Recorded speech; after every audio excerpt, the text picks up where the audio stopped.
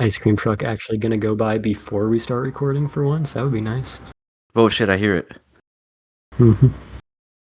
Hell yeah, Ice Cream Man.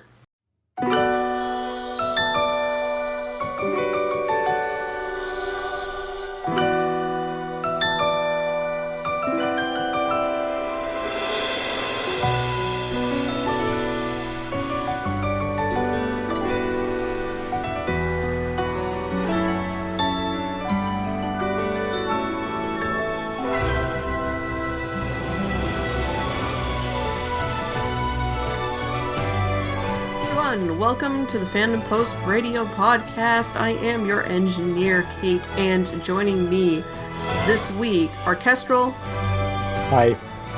And Kane. Hello, hello. And it's just the three of us. And we are here to talk about the spring 2024 season of anime, which is coming to a close as of this week, next week, maybe not, maybe so. Everything's kind of messed up now for schedules for when shows run, but you know, we do what we can, so. And it's been a minute since we recorded, and I don't know if Kestrel wrote down any news or if any news has been happening. I do have a few pieces of news from ranging from a month ago to a week ago, so we can nice. Okay. Go over those. So first, an upcoming programming block that started 2 weeks ago. Does anyone still watch TV? Like anyone in the world?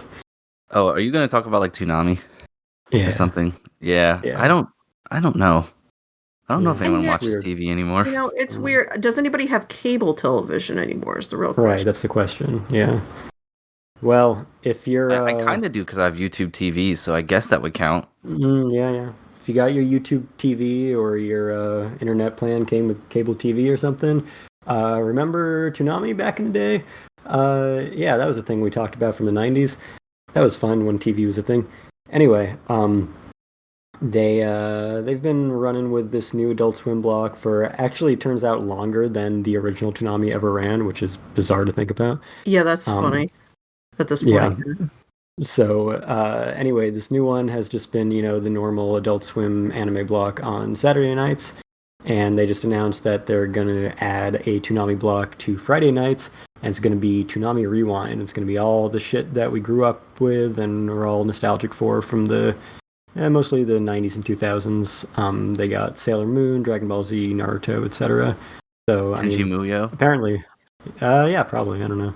That was how it started, right? The new Adult Swim Toonami was one of Adult Swim's April Fool's jokes, was they just... had a Toonami block, and they played all the old shit, except uncensored. And now it's like their actual block. Yeah, pretty much. Probably because millennials like us tuned in at least once or twice for that nostalgia kick. I don't know how well that would work in a long-term business plan, but they gotta get someone turning on their fucking channel. Again, it's hard for me to believe that linear TV works for a long-term business plan at all these days, but it still exists somehow, so I guess someone must be watching it. People who have nothing to do at night in a hotel room. I mean, that's true. I've been there, so if I saw Toonami on, depending on what was on, I cannot say that my, channel wouldn't be set to that, so they win there? But yeah, I don't know. Sure.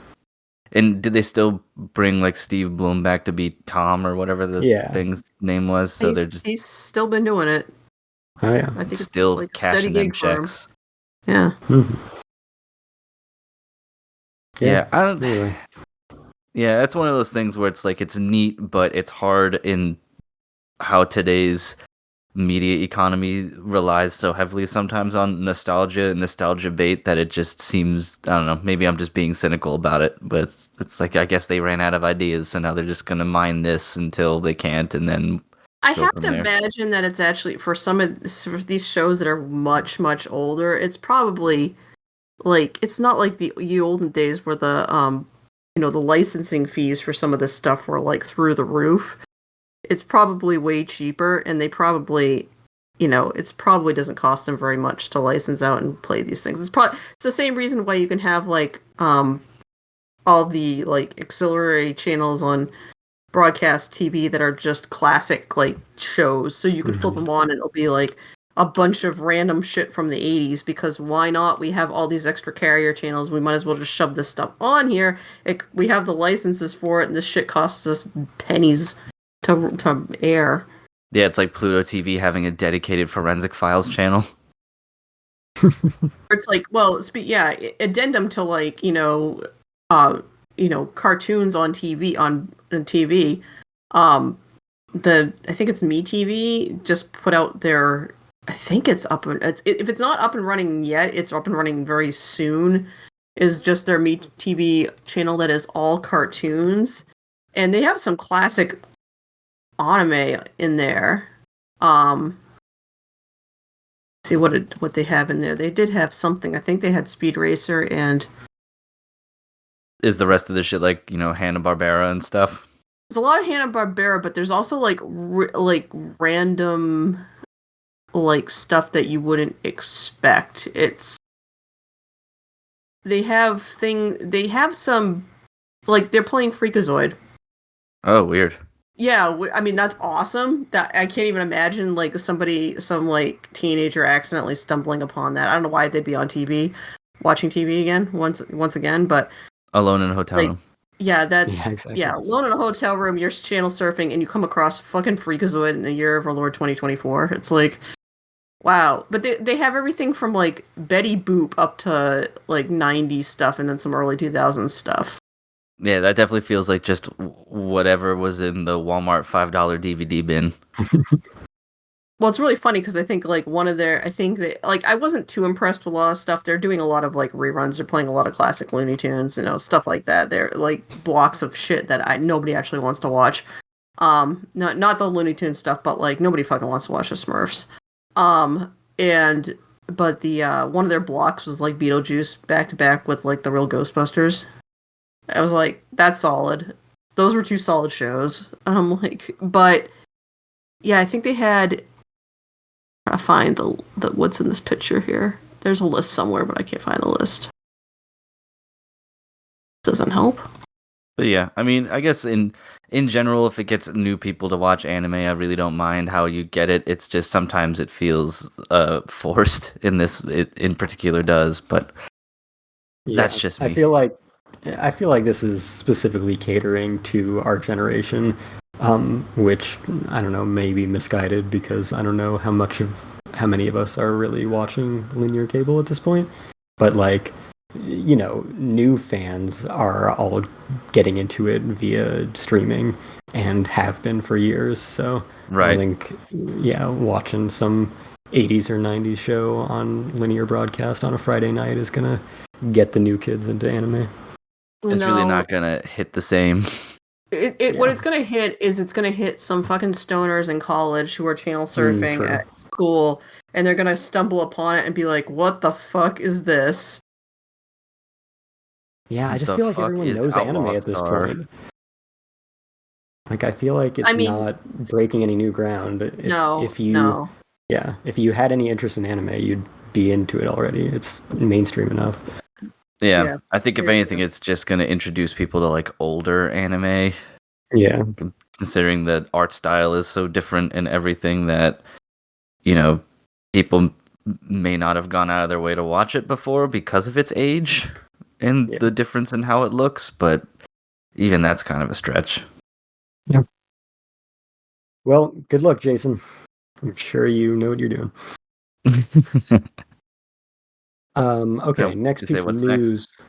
Yeah, we got a couple of news stories specifically about the anime studio Science Saru. The first of them is that they have been acquired, as all companies do. They've been acquired by Toho, who's been really beefing up their anime offerings in the past few years. So yeah, that's the first piece of news there. What does that mean for them? Them being Science Saru, they're just being acquired, or is this one of those like, and now we're going to fold you into this? No, I mean, presumably the studio will continue to function more or less as it has been. They haven't really gone into any specifics about what might change. It's just, yeah, it used to be an independent company, and it's changed a little bit over the years anyway, because like it was established by Masaki Yuasa and basically existed to Hmm. make his stuff for a while, and then he left the company and kind of stopped being so active with creating tons of new stuff all the time like he was for a few years. So now other creators have been working on stuff there, and his co-founder, Eun Choi, has been running the show. Um, so, yeah, the only thing they say is, with the acquisition, Toho aims to strengthen its capacity for high-quality anime production and accelerate the growth of its anime business, blah, blah, blah, blah, PR bullshit. So nothing really new. Nothing substantial listed in there. No Yeah, real plans. yeah. But I guess more money, less independence, however you feel about that.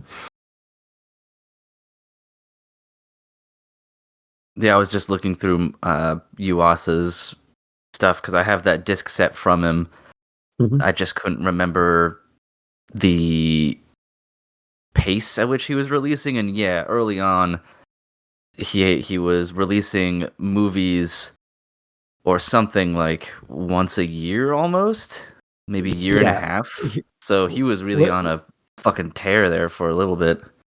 look at this. Okay, 2017 released 2 feature films. Yup. 2018 released a full TV series. Yup. 2019 released a feature film and a TV series. 2020 Jesus. released 2 TV series and a film. 2021 released a film. Good lord. Man has a Yeah, lot of ideas. I guess so. And somehow the time to make all that. Yeah. So he has not done anything since 2021, which is probably good. He probably needs the rest. Yeah, I think maybe just some time to decompress, collect some more inspiration for his crazy, weird art style and themes and everything. So, Yeah. You said you had another piece? Is it Yeah. about So Saru as well? yeah. So also, it was announced that we are getting a new Ghost in the Shell TV anime series in 2026. And previously, Ghost in the Shell anime has kind of been like the Lupin of its time, where, every few years there will be a new reboot, new anime style, new themes to explore by some different creators, but it's generally always been under the same studio, or, that studio co-producing with someone else. And so far they've all been Production IG. This one has been announced to be produced by Science Saru entirely, which is a big change there, and should be a very interesting stylistic match, depending on what creators take it on. The interesting thing about this is it's supposed to be true to the manga, which is gonna make it look dated as fuck. True to which version of the manga? I think the artwork I saw looked like the original How in the much promo. explicit pornographic lesbian orgies are we going to expect? Oh, That's a maybe really good all of them. question, actually. I think something that needs to be discussed in depth. There was Because that's definitely, how Masamune started that series. yeah. I've got that issues. I mean, I've got that collections from Dark Horse somewhere around here in a box. Yes, Nice. there is some hot cyber lesbian orgy happening in that. I believe you mean to say adult themes. Sure, we'll go with that. Yeah, it's not going to be the standalone complex style of Ghost in the Shell, and I don't know if people are. I don't know how that's going to be received. Yeah, I mean, we've already got many different iterations of it. Even the standalone complex follow-up wasn't really standalone complex. Um, and, Arise was very different. Obviously, the original was very different. Innocence, which is about to be re-released in theaters, Yeah, I saw that is, it's getting, I think, like a 4K yeah, remaster and everything, the full shebang. yeah. That's also very different from even the original movie, even though it's a sequel. So, like I said, it's kind of like Lupin. We've seen a lot of different interpretations of the characters and the basic story outline. Um, So, this is nothing new, but yeah, it's an interesting fit. I hope it is good because I thought the Standalone Complex new CG series was utter trash, and Arise and its associated movie were barely watchable. So, not super great track record in the past 20 years since Standalone Complex second gig. But yeah, hopefully it'll be interesting and somewhat worthwhile.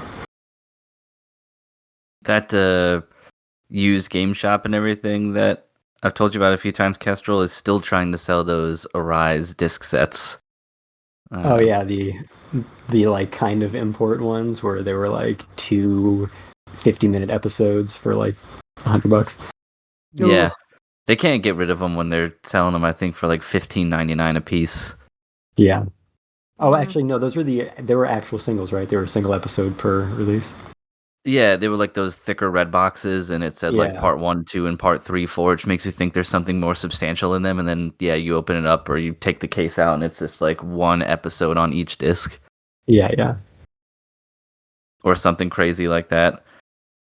If it was better, I would at least consider buying it when they do their buy one get one free Blu-ray sale. But I've heard nothing but it's just completely mid at best, and I'm just like, I don't want to waste money on this. Yeah, pretty much. That was one of those series where it's like, new Ghost in the Shell, and it was an OVA, so like it wasn't simulcast. It got a TV version later that got streamed, but I was basically going into it blind because the last thing we got from the franchise was Standalone Complex, which is I think the best Ghost in the Shell has ever been. So I ordered the Blu-rays, those big 2-episode red disc sets, and I was like, oh, not so much. And then I got the movie that followed it up, and I was like, yeah, no. And I eventually gave them away, sold them something. Yeah.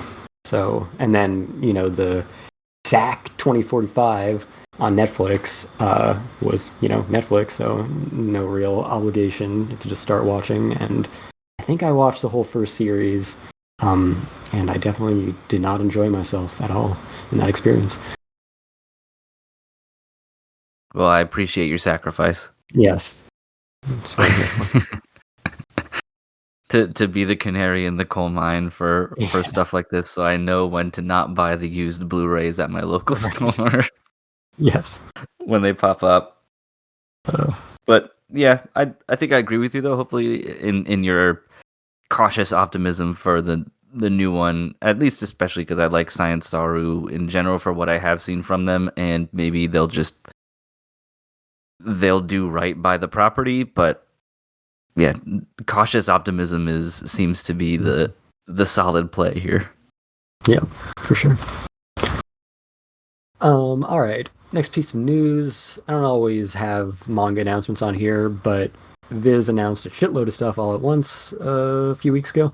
So I'll just run through them here because some of them are of interest. Some of them are not, but surely someone is out there pining for Minecraft the manga. There's been a lot. Them 7Cs and like Yen all announced a ton of stuff recently, and it's just a lot. It's a lot of stuff. Ruri Dragon, which was a Shonen Jump series that was like very sporadic, finally getting a print edition. Kaiju number 8 B-side, little side story manga. The Climber, which I've heard very good things about, so I'm definitely interested to check that one out. We've got Dr. Mashirito's Ultimate Manga Techniques. So, for those who don't know, Mashirito is a character from Dr. Slump who is based on Torishima, which is, just reversed the characters in his name, who was the editor that discovered Toriyama, mentored him, was his editor throughout all of his one-shots, Dr. Slump, and the beginning of Dragon Ball. So it's kind of him talking about how to make manga from the perspective of, like, the editorial side. Then we have Boruto 2 Blue Vortex, which I think is just like the Boruto Shippuden or something. I don't know. He looks like an edgy, older Boruto now. Ooh, cool. Yeah. It's got like a scar or some shit. I don't know. Oh, so he's been through some stuff. Yeah, exactly. There's a time skip. I'm sure there's lots of drama involved. We got Firefly Wedding, which I've never heard of.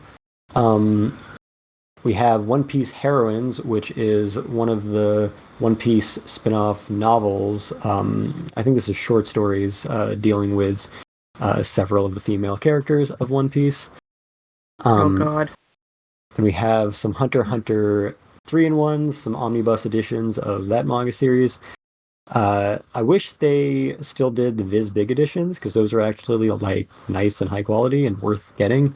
The 3-in-1s they've been doing in the current format are like super low quality. So, if you just want to buy a series in a more economic fashion than singles, then it works for that. But yeah, definitely missed the Viz Bigs. Are those the ones that look like trade paperback novels?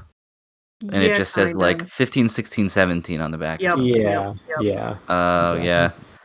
I've seen the Full Metal Alchemist ones of those a lot. You usually see the One Piece ones kicking around because those. Oh, yeah. Yeah. There's a lot of that. At least Full Metal Alchemist also got the Full Metal editions, which are the hardcover, like, I don't know, 1.5 volume per volume things, which is kind of weird, but they were just mimicking what Japan did. Those are really nice. But yeah, they generally do the shitty, cheap little 3-in-1s for most of their long-running series as well at this point. We've also got Dogs Red, which is an ice hockey manga from the creator of Golden Kamuy. Oh yeah, that's on the Shonen interesting. app. Huh? So that could be interesting. Yeah. It's on the Shonen Jump app, so I should check it out. Yeah. I did see that at some point. We've got Tokyo Alien Brothers. Also never heard that.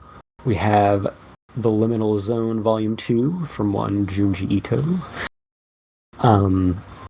We have a little stand-up epilogue follow-up story to My Love Story. Billed as Volume 14, but I guess it is standalone in itself. We have a manga called Pink Candy Kiss. We have the Spirited Away film comics in all-in-one edition of that. So that's a thing that people used to do, where they'd take all the screenshots from a movie or an anime and make a manga out of it.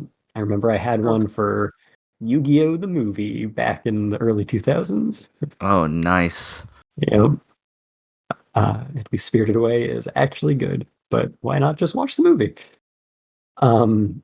And speaking of Ghibli, we have My Neighbor Totoro, the official cookbook, which I have, 5 official franchise-based cookbooks, so I feel like I probably have to get this one eventually. I want just 5 cookbooks from Studio Ghibli stuff? No. Or just 5 cookbooks from anime? Only one is manga or anime adjacent, which is the One Piece one. The other 4 are like normie franchises. Like, what do you got? Okay. Yeah, you can't just say normie right. and then expect us to leave it alone. All right, I have the Avatar: The Last Airbender official cookbook, one of the several Star Wars official cookbooks. I have the Godfather official cookbook. That's the best one. I mean, it's just Italian food, so true. It's just gotta be pasta and shit. Yeah, basically. We probably use that one the most because it's just good-ass Italian food. It's nothing like weird and gimmicky, really. Oh my god, I can hear the ice cream man in the background. Yeah, I thought. Running around. Jesus Christ, tell him to go home. I thought he was done for the day, but we got another round of Ice Cream Man. And Friends. Caitlin had to have the Friends cookbook, of course. That Godfather one is definitely the best one. That's fucking sausage and peppers and shit up in there. Yeah, for sure. We always have the baked ziti from him. Very good. What? No fucking ziti. Yeah, not the Sopranos cookbook. The Sopranos cookbook is that's what's in there. It's just called No Fucking Ziti. Yeah, it would definitely be called No Fucking Ziti. Oh man, we should hit up this company who does all these cookbooks with that idea. I think we got a winning idea here. Sure it doesn't already exist? I feel like I would have come across it. Yeah, okay. As I've mentioned, I have 5 of these cookbooks already.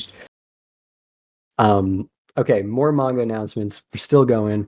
We've got a new one from Inio Asano, the creator of Goodnight Poon Poon and Oh, God. Solanin, and the currently airing anime adaptation of his original manga, Dead Dead Demons Destruction.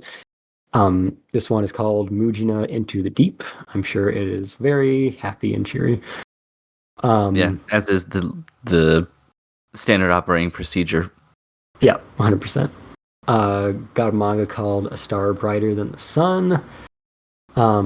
Got a little anthology collection, Four Lives Remain, Tatsuya Endo Before Spy Family. This has been kind of a popular thing to do lately with creators who made it big and, had a bunch of one-shots before they made it big. Just throw all those one-shots or, 2 shots, however many chapters they got through into a collection, because now people will actually buy it because they have name recognition. This is interesting. Beyblade X. It's a Beyblade manga from the author of Kakegurui and the artist of The Promised Neverland. What? That's something. I mean, I would love to watch a Beyblade where they like gamble with their lives and the Beyblades are made with knives. Yeah, right. Stick it in there. The thing I am most excited about, speaking of Viz Big editions, they, I don't know if you can still get them, but you could get the Vagabond manga series in those editions for a long time, and that was the best way you could get it. Those, were released a long time ago, so some of them might be out of print now. They are getting a new definitive edition from Viz. All they say about it so far is 3-in-1s, just like Viz Bigs, large trim editions, gorgeous textured design. This is absolutely one of the best manga series of all time, so highly recommend people check this out. Completely unfinished. It is completely unfinished because Inoue does not like to finish his stories. Real is also unfinished. Slam Dunk, he finished that one. His other basketball one, not sure if he ever finished that. But yeah, Vagabond, extremely unfinished. One thing I would really like for them to do as part of this is re-release the art books for Vagabond, because they go for, I don't know, like several dozen thousands of dollars on the secondhand market at this point. Holy shit. Jesus. And it would be nice to be able to purchase those. They look quite nice, and his artwork is quite gorgeous. All right, more prior Viz Digital exclusives. We got Doron, very similar to a lot of other titles. Ichigoki's Under Control. I vaguely remember reading the first 3 chapters of that in the Shonen Jump app when they came out. Also, something I read the first 3 chapters of in Shonen Jump when it came out, Wild Strawberry. I did read the first 3 of Doron too. These are just that memorable, apparently. Do Retry. Pretty sure that's also one of those Shonen Jump ones I read 3 chapters of. That's a boxing manga. Yeah, these are all just Shonen Jump series. Ginka and Gluna. So all of these you could read on Shonen Jump. I think most of them were probably canceled fairly quickly, but I guess they did well enough for Viz to release them physically. Shoujo Null is another one of those. And that is all on the list. That was all one announcement. Wow. Book, yeah. They're hot right now. Yeah, it's true.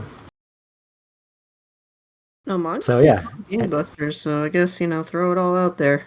Might as well. I am. So, does anyone have any thoughts on any of those? Anyone remember the first one that was announced half an hour ago? Nope. No, I do not. Well, it was Minecraft the manga, and surely we'll all be purchasing it. I'm sure. I mean, it'll definitely get sells fucking gangbusters for them. Yes. Oh, that's exactly what I was gonna say. It's gonna sell way more than 90% of the other things you mentioned on that list. But yeah, I do kind of. I'm gonna have to at least Google to see what the cover and stuff looks like, because I want to know how they manga up a pixelated 3D video game, but Yeah, we'll see. it looks not incredibly inspiring, as you might imagine. And last piece of news from a week ago, pretty significant here. Long time coming. The anime studio Gainax has announced bankruptcy. Yeah, No I one remember who was seeing paying that. attention. What was that, Kate? To the shock of no one who was paying attention. Yeah, like they've basically been a non-existent for the past decade. They just to give a little background. So, basically 2006, they started to the Gynax that people associate with Gynax started to come apart. When Hideaki Anno, the founding member, left and took a bunch of the main Ava staff to go create new Ava at his new studio, Kara.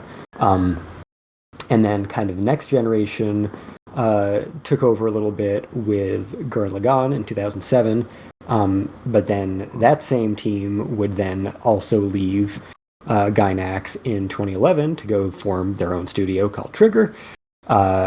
And so, all the people behind those two properties were gone. And then after that point, they were putting out very little of note for sure. Just a few little adaptations that people didn't really care about. Their last project really was in 2015, which was a TV series adapted from a web series of short, 5-minute episodes. That ultimately this entire property is just made to advertise the car manufacturer Subaru in the form of Magical Girl anime. So, really, really prestige stuff on the level of Neon Genesis Evangelion and Gurren Lagann. That's what Gainax was kind of up to those days.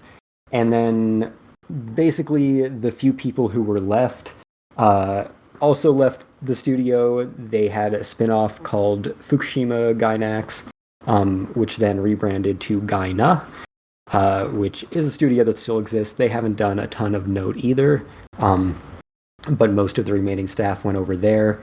And in recent years, Kara has, been gradually taking over the Ava property in every way that they can. There are still some unpaid debts.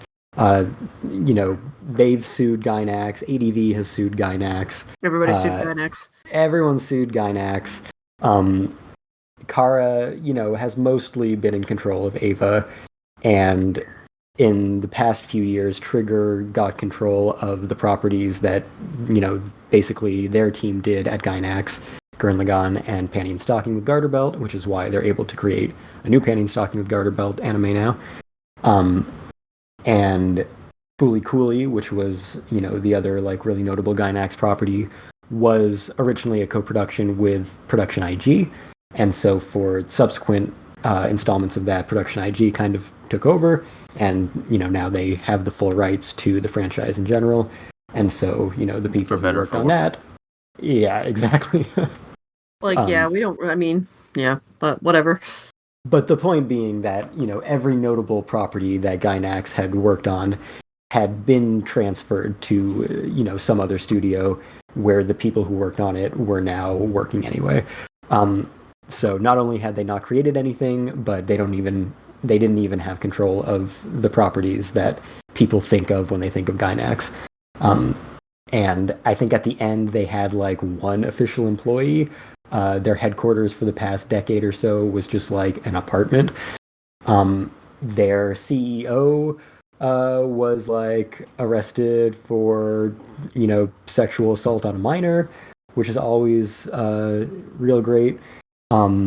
So yeah, the company has been falling apart in every conceivable way for the past 15 years or so, and they really have not existed for the past decade in any conceivable form. Also, speaking of Gynax, or speaking of Kara, they did put out a statement where they kind of went through all the stuff I just did and threw a lot of shade on Gynax. Yeah. They talk about how they are still owed debts, they're still working on that, and they have assumed the Gynax trademark. So, if it ever needs to be used in any form again, Kara is in control of that.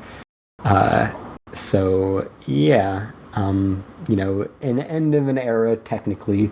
It's kind of like when the Funimation.com website and streaming player and app went away a couple months, 2.5 months ago. It's like, yeah, I mean, Funimation hasn't really existed anyway, but now it officially does not, so we can kind of reflect on it. And, the morning that was announced, everyone on the internet was talking about Gynax, so it was good to kind of reflect on their legacy. They were certainly very influential, very important in the industry. The reason that all of these rights transfers were even relevant in the first place, because normally it would, I should preface, like, it's not like Gynax was putting out Gurren Lagann. It was Aniplex who had those, like, distribution rights. The reason these rights were all significant, even though they weren't a producer in that capacity, is because so many of their projects were originals. So they were the original creator, which is a big thing in Japan. The original creator determines all, so they needed to get those properties out of those hands so that the people who actually made it could have control. At least they can, because, like, in the United States, like, she just fucking disappears. Yeah, for sure. Like, corporation dies, good luck finding that shit. Yeah. Which has happened a lot in Japan, too. Like, a lot of stuff is in licensing hell because the company that had the rights to it just went belly up and no one got them.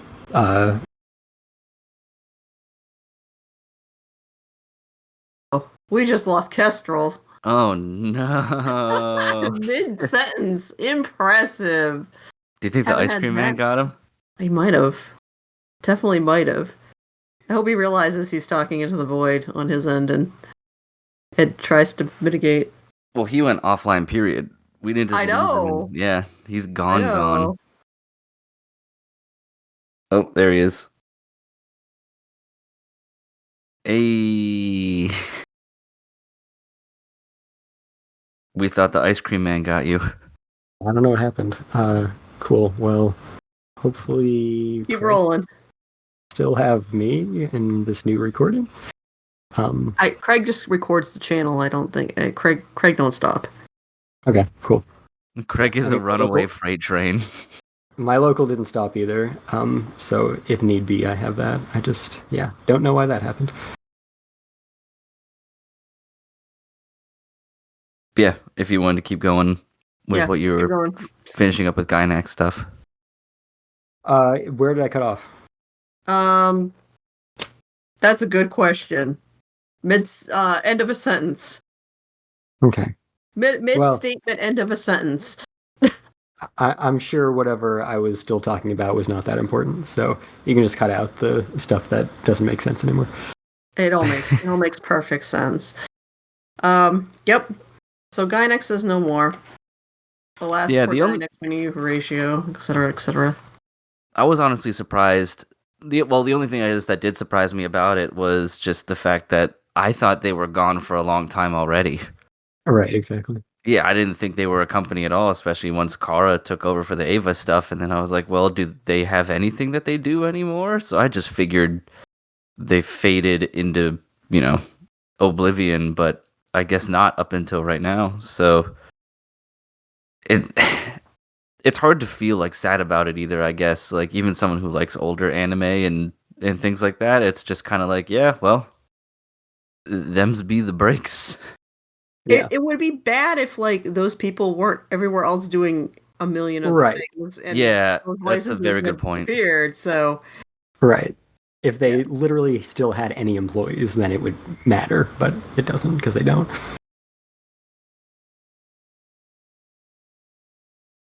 Yeah, well, onward and upward. Yep. Anything else on the list? Nope, those were the things I had. Excellent. All right. Nice.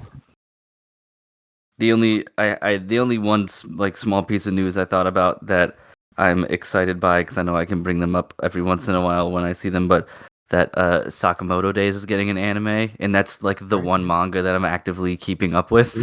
Nice. So I was like, oh, I finally get to experience what that's like. Yep.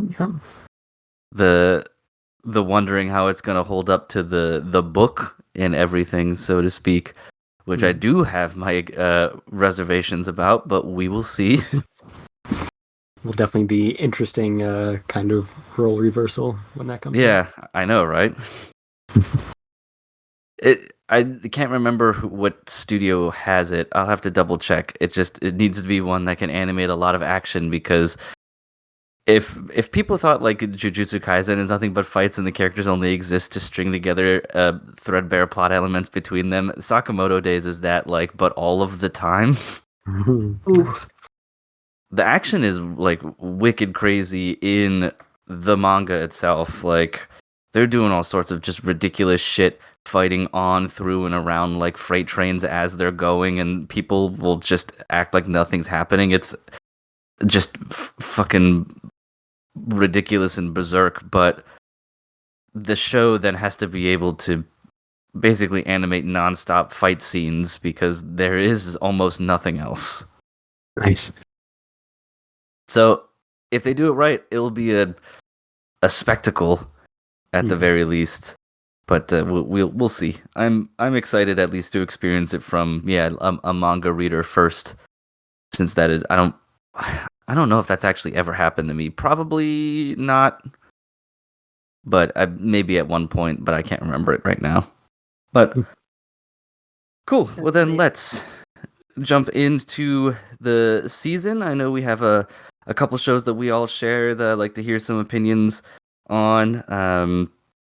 So I think, why don't we start out talking a little dungeon meshy? I know, Kestrel, you put it at like I think a B+ on here.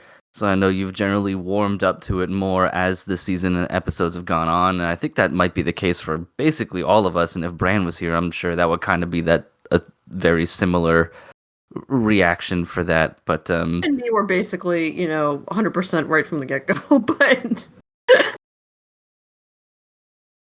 yeah, I can definitely say that I'm very much so enjoying it at this point. I think it's really starting to hit its stride when it comes to the drama, and blending a little bit of like comedic stuff from Leos, especially when it comes to like his obsession with monsters, but from an eating and then academic standpoint in a weird way. Is it doesn't feel, almost, I guess, as forced, maybe, in a way. Like, it's just everything's blending together really nicely, and I'm very excited to see how we keep going now that we've kind of gotten deeper into the dungeon and all of that.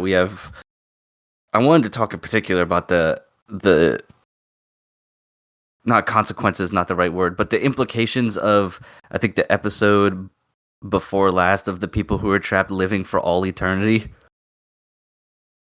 in that village. The Golden Country people stuck. Yeah. Yeah. The ones who are just like, we farm, but we don't really know why anymore. We only do this so we don't lose our fucking minds. Yeah, it's dark. They are we are immortal. Oh God, please kill us. Oh God. Yeah, as someone who, because Kate, you've read the manga, right? Correct? Mm-hmm. Yes. The show didn't quite delve into it that much, at least as of yet. It just was kind of like, yep, we live here and we just do our thing, and we don't really understand why we do something. Like, it was very low key about it. Granted, the overall theme when Emily and I were watching was like, there's something fucked up about this. But I don't know, did the manga kind of go into that a little bit more? Because they left and they talked a little bit and kind of discussed with Leos and Marcel and the party about their general feelings about stuff, but they didn't at least outright express like a "we wish we were dead." Well, it's type like thing. I think at one point, Senshi points out, or like they noticed that, like, they're like, hey, how come it's only young people left here? And it's because, like, they're slightly more resilient than the people who were stuck there as old people and were living out eternity as old people. Yeah. So they do mention, like, yeah, people have tried to leave, and then as soon as they leave here, they basically turn to bones and die because, like, time catches up with them. Yeah. Did they say that in the show? Because if they did, I must have missed it and then just inferred. The younger royal or whatever who's in charge of everything. I think they were calling him like village chief or something. He said he told them that, yeah, the ghosts you see out there are former, residents of here, and the ones that were closest to the castle still retain some of their sanity, but the rest are like wandering around and have completely just fallen apart, like, mentally. Oh, that's right. And then they made the joke about how they made sorbet out of them. Yeah. So, which actually made me laugh. Yeah. That one got me good. Because also, like, basically the dungeon keeps the souls there, which is fine if you still have a body for them to go back into. But if that body is not being, held up or processed or anything, then they're just floating for eternity in the dungeon. In this case, at least, for mainly the betterment of the party. Yeah, like, it's like, oh, good thing, you ran into a couple of good ghosts who were like, oh shit, this is fucked up. This is the guy who can help us get out of here. I also really enjoyed the existential crisis that the cat lady character went through when they got back into the dungeon and she sort of regained her consciousness back for one way or the other, and then she realized she was acting like a cuddly cat and then just had to like freeze for a while. Yeah, she's mortified, just kind of. She's mortified Is this Doobie's curled up in the corner, mortified? Yeah, since she's curled up for good reason, she's curled up because of her good behavior. Yeah, Itsuzumi's funny because I think they finally pointed out a couple of times, she's a fucking teenager. Yeah. And mostly cat. So yeah, she's definitely very much cat in a standard cat way and not an anime cat way. Yes, she is not. As people like to say, they're like, Izuzumi is the biblically accurate cat girl. She is more cat than girl. Like 100% accurate. And she is absolutely cat. She reminds me of ours sometimes. They dote on her, and the main reaction you get from Itsuzumi or the cat is just to be physically attacked. You really would have thought Laos is such a dog person. He's just like, come on, eat it, and she's like, ah, and just whacks him in the face with claws, and and they were like, oh no, it's like, she's a cat, guys, come on. Mm-hmm. What you're doing here? This is not rocket science. You cannot force her to like you. It's just not gonna happen. Are you caught up to the most recent? Are you caught up to the end of the season, or? I didn't watch the last episode, which I think was yesterday. Oh, okay. Yeah. It has a good Itsuzumi moment, so. Oh, does it? That's good. No, Emily and I caught up since we had recently gotten back from vacation and stuff, and just generally we're a little bit behind in the series because we had been watching other things or just busy in our evenings, but caught up like on Tuesday. So then when the last episode came out, didn't have time to watch it yesterday or today for the most part. So probably will this weekend sometime. Gotcha. I saw that a season 2 was already announced, so. Yeah, they announced it before that, or right as they were airing that, I think. They threw a notice up online. Yeah. They kind of accidentally leaked that they were doing prep for or work on the next season in the most hilarious way possible. Is that in one of their little character sheets that they release, sometimes show the public. But they're like, here's these character sheets of characters in different poses. One of them that they released was just Senshi, all his panty shots. Yeah. and one of them is from like later in the manga. It was like a straight up, I'm like, that's not happening this season whatsoever. So clearly I do particularly enjoy how so much of the fan service is senshi shots. Mm-hmm. Like Yeah. him posing on the bed just in his underwear while they're like having their bedtime talk about stuff, or the panty shots of him falling over and stuff. I do love how they've sort of flipped that around so you just get like dwarf panty shots. Yeah, and it's all intent. Like they're playing it up even from the manga. I mean, the manga's got a lot of that stuff, but there are a couple of shots where it's like you added the extra panty in there. You wanted the Of bulge. course. Yeah. Why wouldn't you? I know, it's so funny. I also read, I think I caught it on the like an anime like subreddit or something, that they also really went over the top with Senshi's handsomeness when he transforms into an elf. Like they turned that up. Is that true? Trying to remember if they turned that up really. I don't think they did. I mean, he was pretty much. I mean, I think it's just because at least in the most recent episode, they did a lot more like triggery animation, so there were a lot more different poses than the manga. So there was a little bit more flashing skin, I guess. That's the only way to describe it. So, speaking of Gainax's legacy, the creators of the Gainax bounce. Very true. Very true.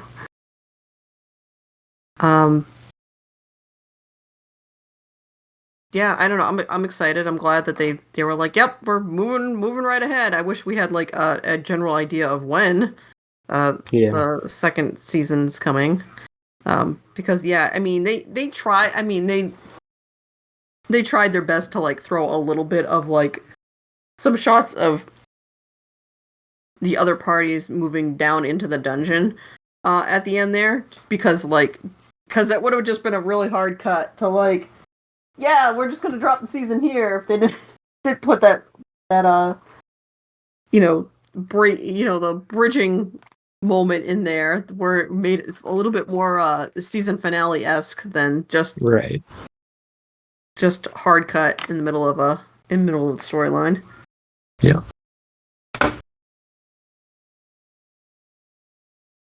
Kestrel, what are you thinking? Yeah, I've definitely enjoyed it more as time has gone on. I agree that around the halfway point when it started to ramp up the stakes and have real plot development, that definitely helped my investment, and the way that they have been balancing that with the cooking element and the comedy in a way that feels more organic. I appreciate that. The way that the finale left off, of course, they just have to end at a certain point in the manga, so it's not going to be a very conclusive ending. But they do manage to tease kind of their goal going forward, which ties together the main plot with the cooking theme in a kind of clever way. It's also batshit insane. Yeah, very, very bizarre.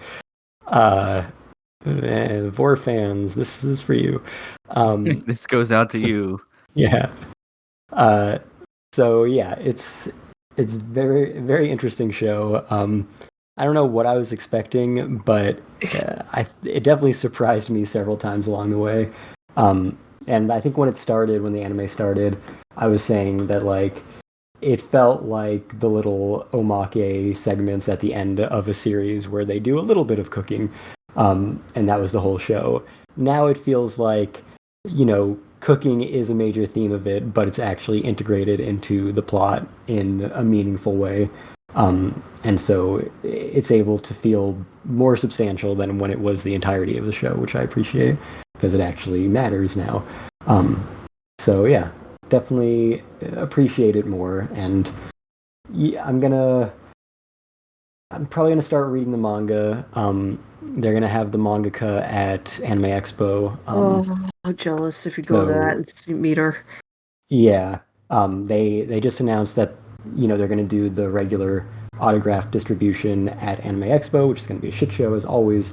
But they are also going to have autographs at Kinokuniya in LA, and they're giving out tickets in a week, which means that only the people who live in LA can get it, which works out for me. So I'm gonna try to get that so that I have a little easier path for that, and it requires buying the first volume of the manga, which works perfectly. Oh man. Yeah, I think a really good example of, you said like food turning into the plot, is Senshi's, when you finally learn his background. Yeah, that was great. Was a really fantastic piece of like character and world building there, and utilizing the food as not just like we're doing this for, comfy food porn level type things and fun comedy, even though I do think the moment kind of after, when he's done telling his story, is one of the moments where I thought the comedy sort of fell on its face for me. I would have rather they kept treating it sort of more seriously in some way, like Leo's just being like, well, why don't we just do this? I don't know. That didn't hit as well as some of the other joke stuff, just because Senshi does so little talking about his background, and when he finally does, and you realize how tragic it is and potentially could be to cut to a joke that quick. Wasn't super well executed, but I did really enjoy the... Is it a joke, or is it just Laios being extremely autistic? Well, they certainly treated it as a joke, I felt, because then they all did their, comedically oversized facial reactions and everything. Like, nobody actually scolded him for being insensitive. They were just like, Laios, how could you? And then they just carried on like, nothing happened.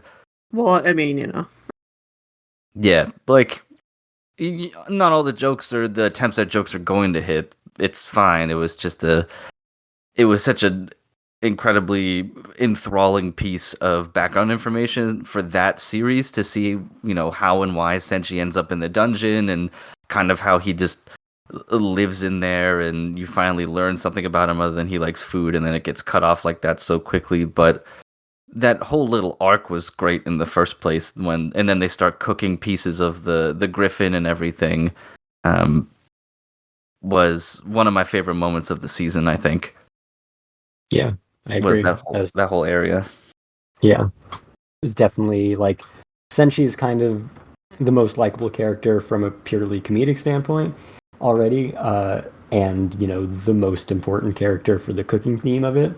So to get a really serious, really tragic, emotional backstory to him as well, just really kind of solidified his character, and being able to feel really emotional about a mostly comedic character is always a mark of strength in writing.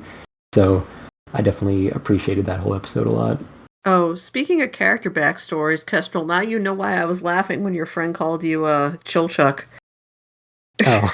I was all like, yeah, Chilchuck, deadbeat anime dad. Yeah, well, I don't know that necessarily translates to his day-to-day personality, which is what the I know. I just think it's funny that when the shoe finally drops, he's all like, I have a wife and daughters, and they were like, and yeah, Marcel's blah, like, look. Yeah, that blah is great. Like, wait, what? And then it's all like, yeah, and we're separated right now, so it's like, oh no, you're anime dad.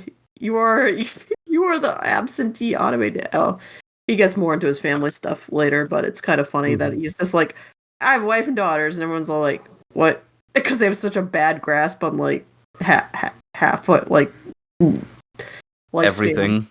Yeah, and everything basically. They're like, yeah, you're definitely. I definitely also appreciate just in the second half in general, really getting to know the characters as people and whatever their backstories are, and I'm sure there's lots more development for all of them in the future. So I'm looking forward to more of that. Even the finale had some of that with our actual protagonist that we hadn't seen in any detail before. So yeah, that's definitely been enjoyable. Hobo Laios. Yeah, exactly. Deserted from the military, Hobo Laios. Yeah. How far did the first season go? Way through. Okay. About a little bit more than halfway through, I think. I think they stopped somewhere in volume 8. and it's 14 volumes in total. Okay, cool. So we're pretty well on track to get it all animated before too long. Yeah, there's like one more full 24 episode season, and that'll be it. Right. Oh, cool. Yeah, I mean, since it got its sequel announced as soon as the season ended, I assume that it's been doing well, and the guys at Trigger are enjoying working on it. So. Well, I know the manga has been mostly sold out everywhere in English for a while. So the Netflixification yes is selling books and probably going back to several reprints to keep those in stock. Well, they better be in stock in a week because they are required to get an autograph ticket. Yeah. Now, when we get the live action... God. That normally I would be like, that's an incredibly cursed thing to say, but I mean, now anything goes. So yeah, they can make it work. that'd be easier to make work than a lot of other things. Yeah. I don't think it's necessary, but no. I don't think most of these are necessary. Yeah, that's a key point there. Probably 90% of them plus. Yeah. Well, I'm glad you guys are liking the show. I like that manga a lot. I'm also a big D&D player, and I like food. So those two things play into it. So it does check those boxes well. It checks those boxes incredibly well. So yeah. Kestrel, when you said the actual protagonist of the show that we didn't get a lot of background information about, for some reason, the first thing I thought of was, oh, you mean Kensuke? Oh, of course. Kensuke is the clear protagonist of the show that we haven't gotten background on yet. Yeah, second season's just going to follow Kensuke exclusively. Exclusively from Kensuke's perspective as well. Yes. All right, cool. Well, I think if everyone has gotten everything out of their system that they want to say, I think we can move on a little bit here. I think one of the other show that we're all three of us are watching is Spice and Wolf, so we could talk about that a little bit. Now, I'm not super caught up on this, so I don't know how much I could really contribute. It has fallen a little bit behind compared to the others.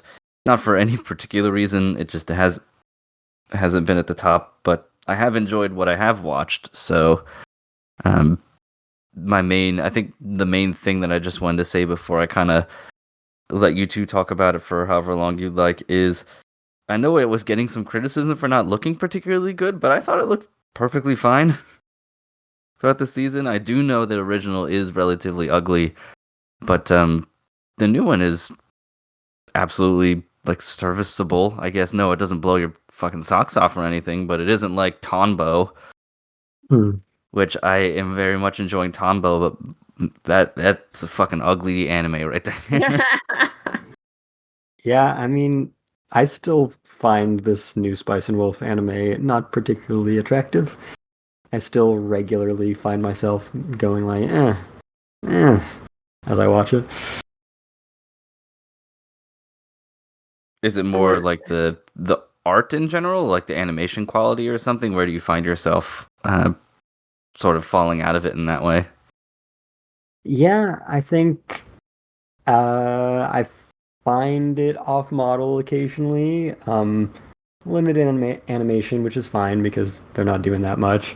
But yeah, I think just the models, I don't love the color design, has never really worked for me. And yeah, I find it to be off-model more often than I'd like to see.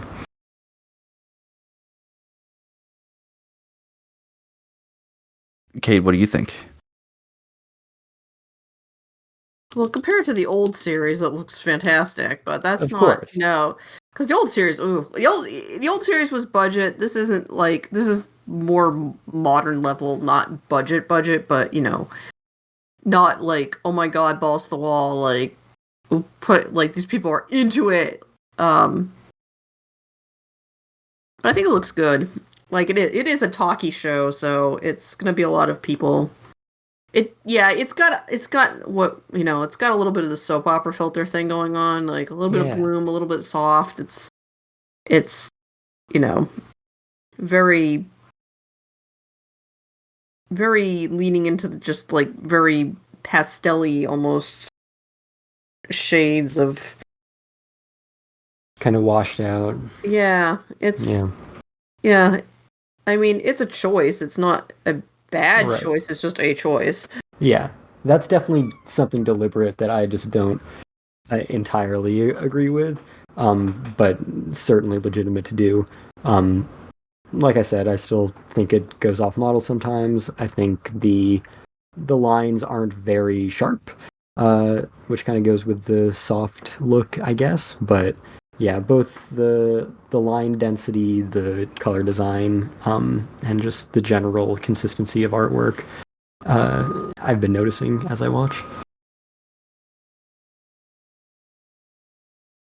It's yeah, it's fine. It's good. It's fine.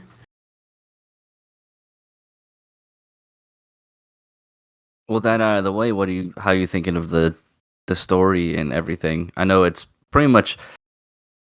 I'm under the impression that it's a shot for shot remake almost. Like it's covering the same material that the first season, covered a while back. I don't know if it's going into any more detail than it was before, or Yeah, just changing up what it covers versus what it doesn't or anything. But yeah, like we mentioned before, the first adaptation did cut out some material that it thought would not be relevant, and then it was. Um, so, in that sense, we're seeing some stuff covered a little bit differently, a little more detail, and a little bit different order to be more faithful to the source material. And, it's not necessarily shot for shot because the source material is, of course, just prose. So, you can't necessarily get scene direction out of that. Um, but certainly some scenes look very similar to how they're executed as the original did. Um, yeah, I mean, it's good material. It gets a lot better later on, which hopefully they get to. Uh, but I think it is doing a serviceable job at it.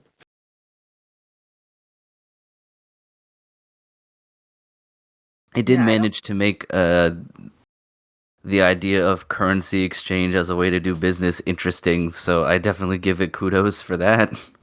Mhm. I felt a little bit bad for Emily when we were watching it because I was like, "Isn't this intriguing? How they can they'll buy the old silver coins and then they'll trade them for the new silver coins that have a more pure silver." And I could just hear the eyeballs rolling back into her skull. But that is what it is.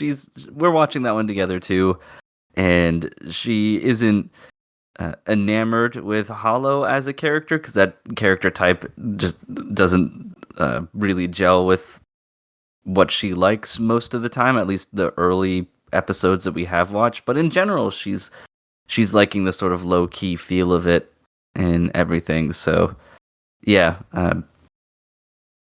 I will give it kudos for that. think about the series in general is that like Lawrence isn't like an idiot. You mean Cheesy She's Larry? Oh my God. Oh, why did you bring that back? I had forgotten Because about that. I'm not gonna allow it to fade away, even if Bran's not here. Oh God. But I will let you continue without interrupting with the proper character name. No. Anyway, he's not an idiot. He's a competent, merchant. So like it's a nice change of pace from the usual like I'm a 1,000-year-old dragon. I know everything, but I don't really. But you're an idiot thing that a lot of shows do when they have these dynamics between the two people. Um, Yeah, he holds his own in those conversations even early on, which I think is also a nice, refreshing change.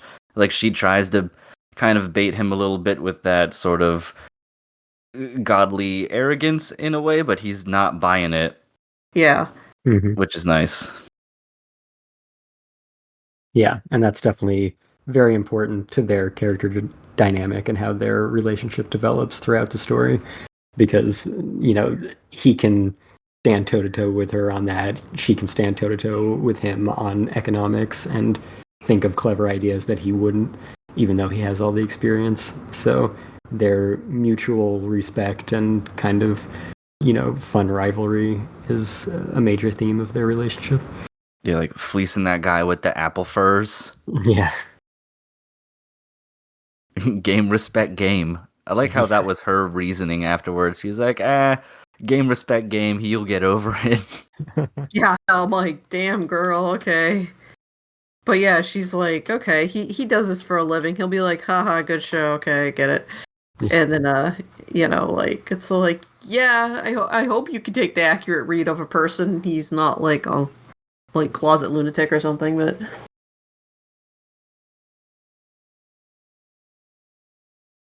Yeah, I don't know if there was a whole lot more you guys really wanted to discuss with this one in particular, just since, you have, in essence, watched it before. So, yeah. And we can, and read it and played the VR game, I bet. Of course. I mean, that's the definitive Spice and Wolf experience. Oh, God. You can't call yourself a true fan if you didn't buy the VR game. Absolutely. With that, I say, unless Kate, you had other stuff you wanted to say about it, talk about. Spice and Wolf. It is what it is. It's Spice and Wolf. Which is nice. It's nice to see an updated, version of the story that's a little closer to the source material. I don't know if they're how far into the story they're gonna go. Right. Like, I don't know how this is doing. Like, regardless of, I don't know what metric they're measuring this by, how far they plan on taking it. So. Yeah. Well, the original series covered what, the first 2 books or something like that. Well, I can't remember. I know it stopped at a certain area. It skipped around. It was 1, 2, skip 3, 4, 5, I think. So 4 volumes, but they skipped the whole volume because, like we said, they didn't think it was important. But yeah, that's the thing. It already got 2 TV series.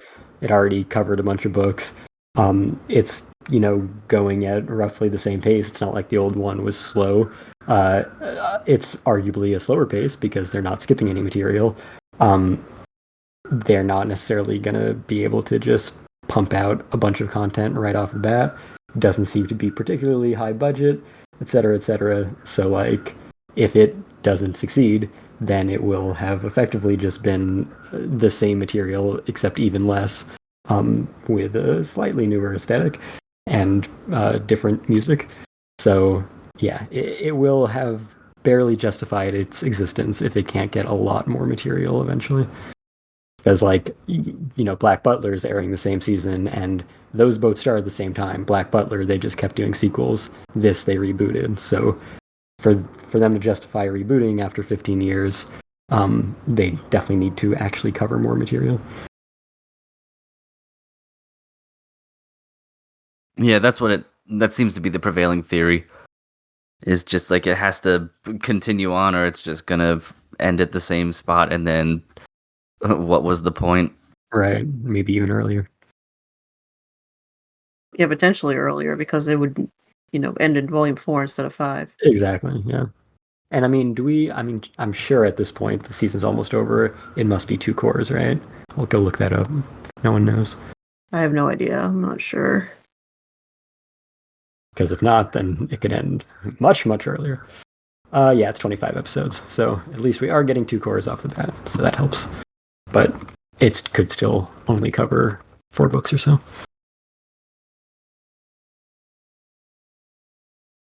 I hope it keeps going, because I'd like to see the stuff that hasn't been adapted yet, because there's some good dramatic stuff in some of those middle volumes that would be nice to see. Yeah, absolutely. And everything on the island, everything past the island. Yeah. And although the light novel series is technically still going again, it did have an ending. So if they could just adapt up through the original ending, then that would be great. Because when you reboot something that is already still running and has no clear stopping point, then even if it covers further, you're still going to end up in the same situation where it's like, well, that's another incomplete version of that story. So at least this one has a place to end, and it's satisfying and doesn't need any more. Yep. Yeah, I guess we'll just have to wait and see. But so far, so good. All right, well then, how about we move on here? Kestrel, I wanted to talk a little bit with you about Yuru Camp. Okay. So, how you feeling about this season? I'm a little lukewarm on it, but I don't know if it's just me being a grump. So... No, I think everyone's kind of feeling that. Okay. I don't know that I can nail down exactly why. I just Me neither. care less. Yeah, I took my like weekly bath where I relax, and I was trying yesterday to think about what exactly about this season just isn't hitting with me, and I came up with like 3 or 4 different components, but none of them feel exactly right, and I can't even say if you put all of them together it even equals the whole picture as to why. So then I just chalked it up with me being a cynical old man. No, like everyone in my server, my Discord server where we talk about anime is lukewarm on the season. I know DJ's also lukewarm on the season. I'm definitely enjoying it, but as I watch it and I think about season 2, I was like, man, I was really feeling that season. This one is just kind of background noise a little bit. And yeah, I'm Yeah. not sure entirely why. Yeah, that's out of all the shows that I've been watching, and I think even Spice and Wolf to some extent, even though I'm not caught up with it for one reason or the other, Yuru Camp was actually the most difficult one for me to watch because it did feel, I don't know, when I was watching at times, like I could just go back and watch season 1 or something. Like, and I'd be interested to hear what your sort of data from them is like, but one of the things that I guess bothers me and turns it into background noise a little bit at times is I feel like it's sort of jumped the shark with its premise in some ways. Like when you have an episode that's just called "Here Comes the Food Porn," Right.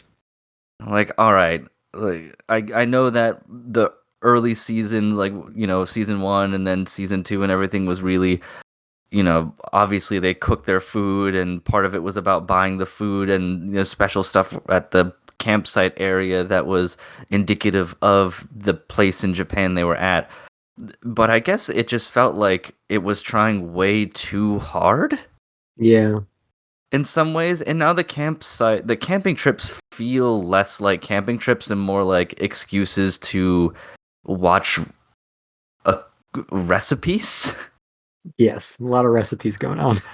There's so many you can't watch 5-6 minutes of this show anymore without it being another recipe for something.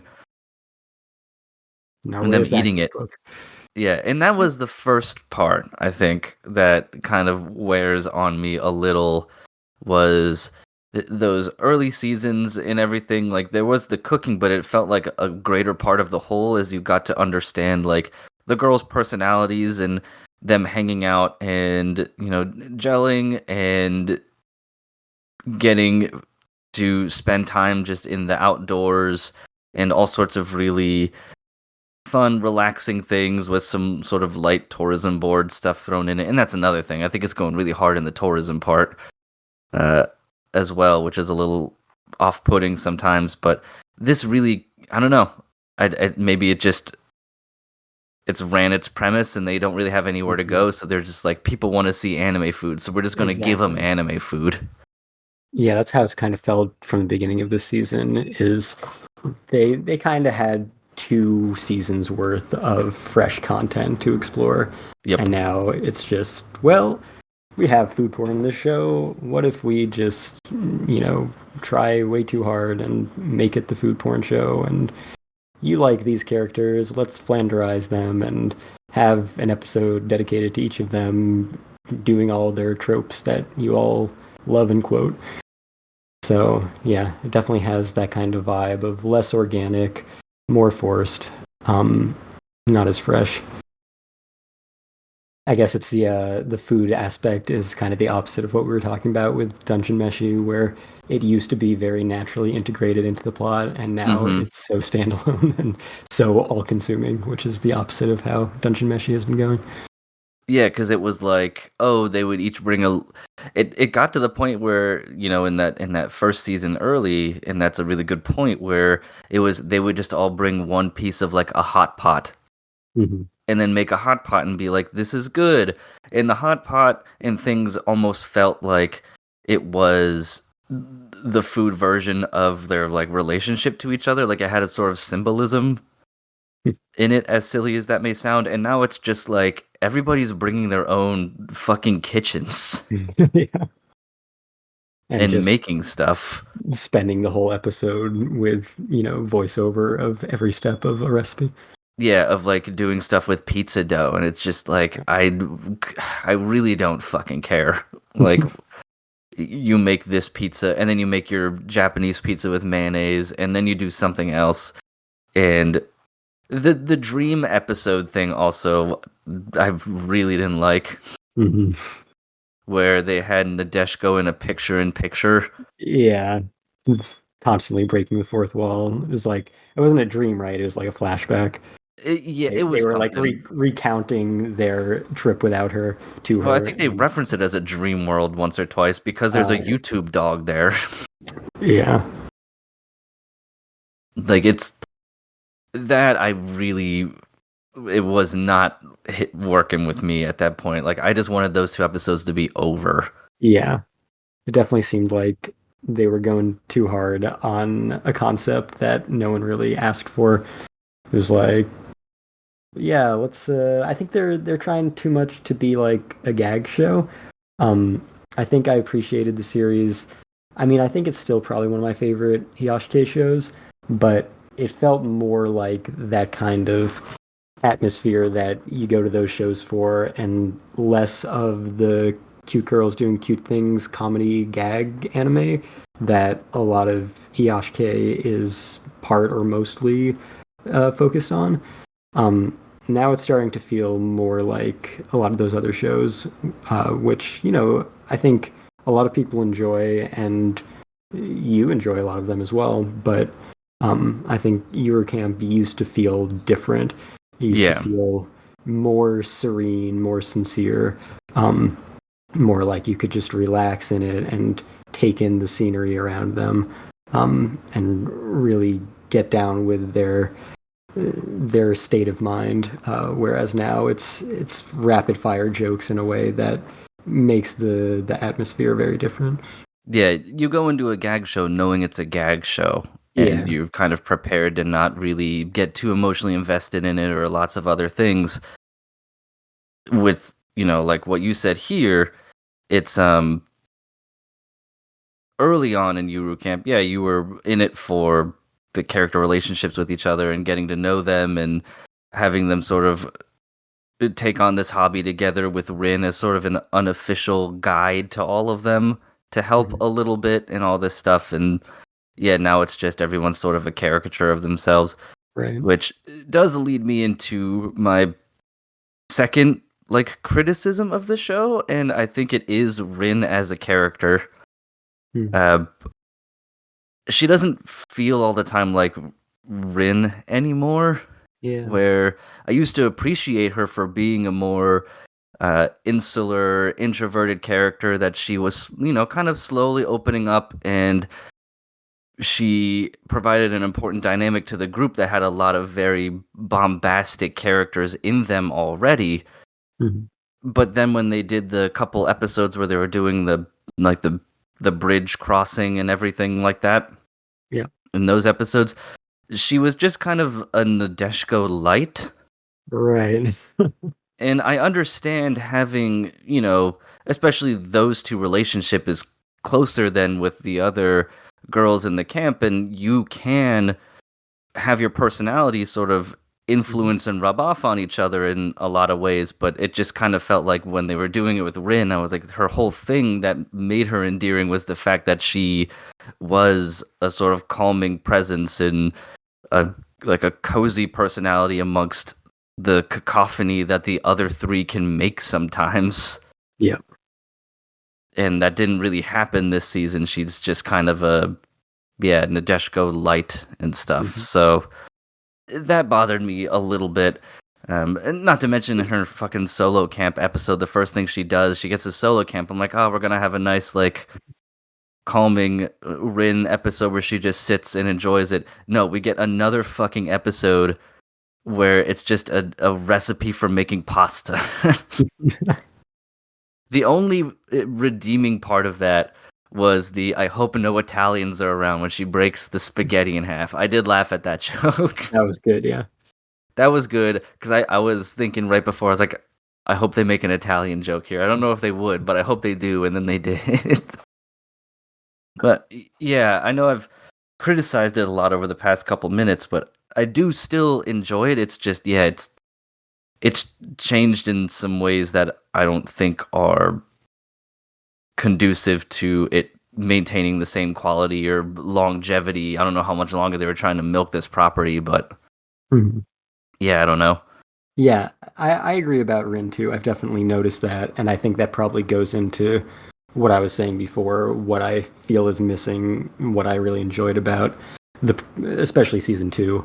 I think it was those, solo camping, relaxing moments with Rin where we were able to really let the scenery breathe and let the moment, have its time. And it just seems too breakneck now. Everything needs to be progressing something, and that wasn't really the appeal of the show to me. And yeah, Rin's character certainly goes into that, because if she's always around other people and just being another one of the goofy, loud bunch, then yeah, she kind of loses the thing that made her unique and special in this series, and she was definitely always my favorite character before now. Yeah, like, I don't know if I necessarily have a favorite character amongst the group, because at least when the show was, I'm just going to go ahead and say in its prime, even though it's not old, they could interchange which one was my favorite based off of the situation that the episode was in. Because I also like Snaggletooth Girl a lot. But yeah, Rin provided a very important dynamic that is missing, so yeah.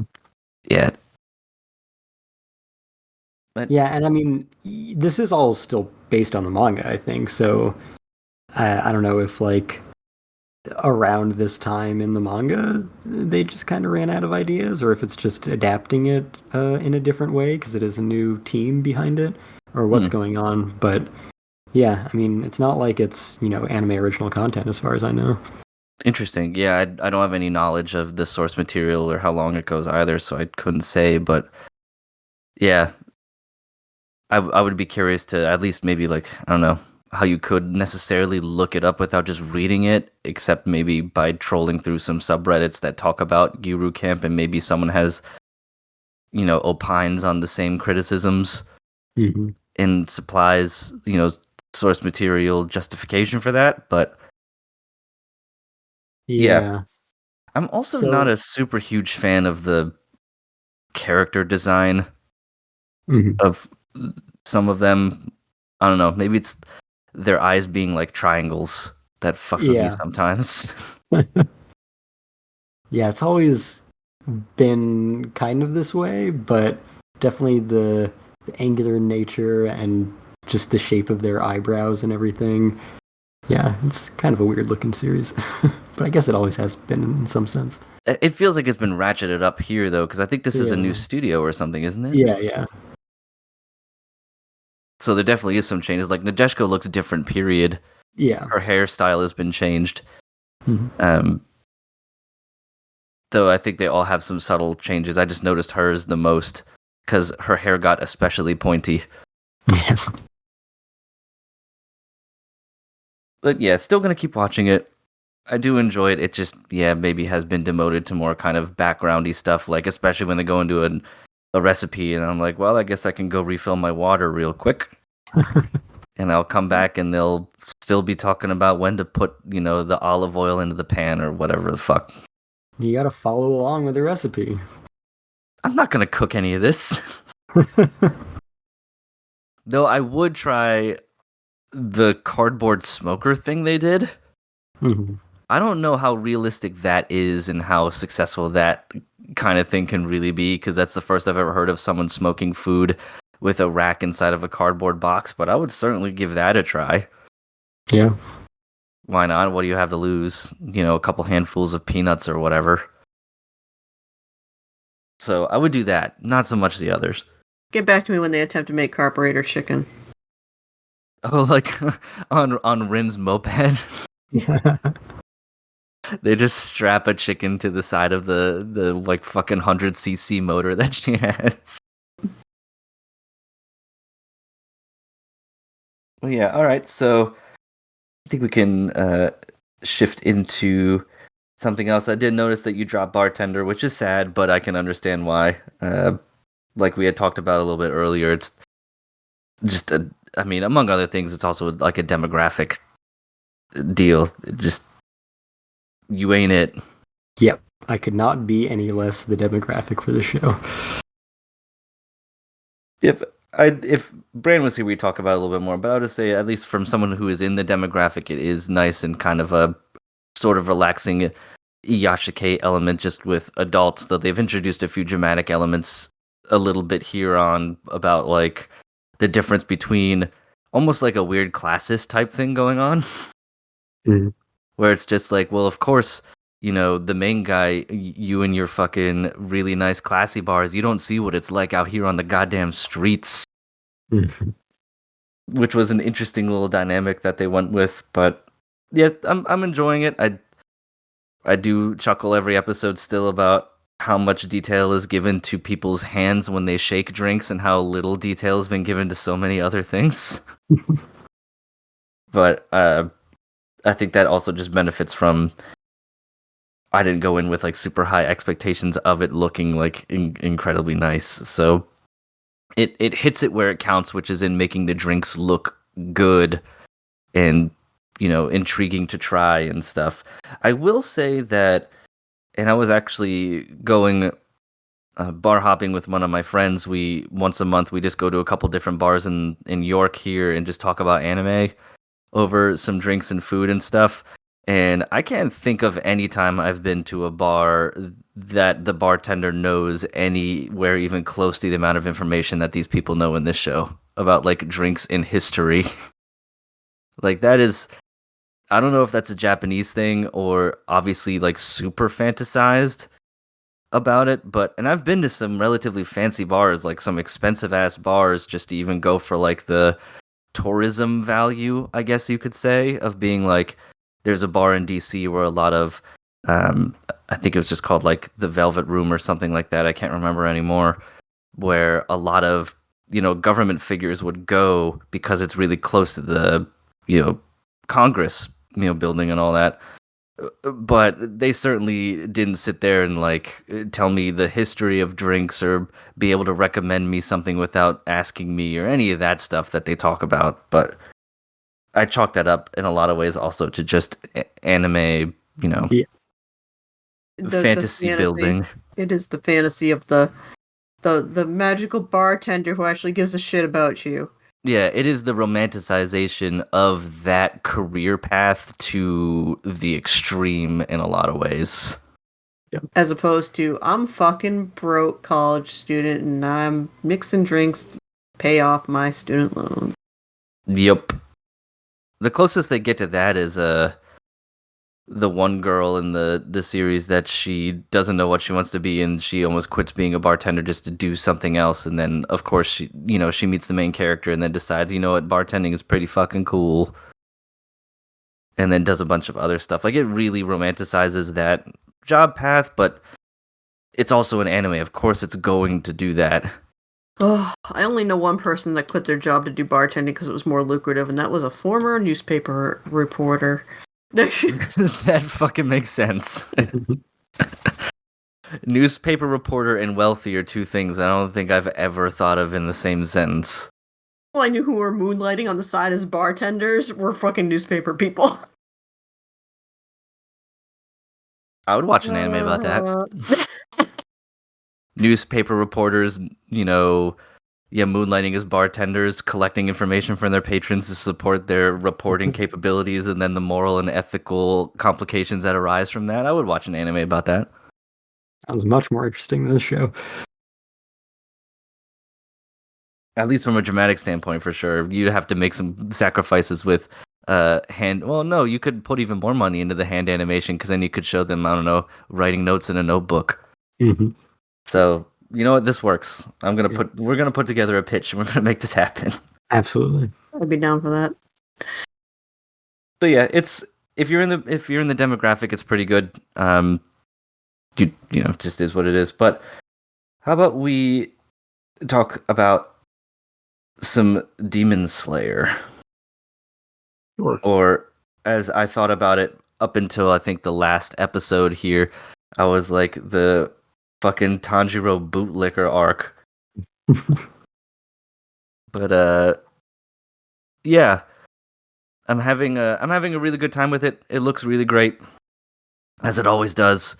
The action is well animated, and I don't really care what the creator says about the visual effects not actually existing in that world. I don't accept that. Wait, what was that? There was something that I read a while ago that I think like the studio, like the animators of the mangaka or something, was saying like all the visual effects you see when they do the breathing techniques don't actually exist in that world. It's more for you to watch, to visualize what is kind of happening. But like they don't see those. Right. Like the characters don't see them, which I don't accept. That is false. I don't care what they say.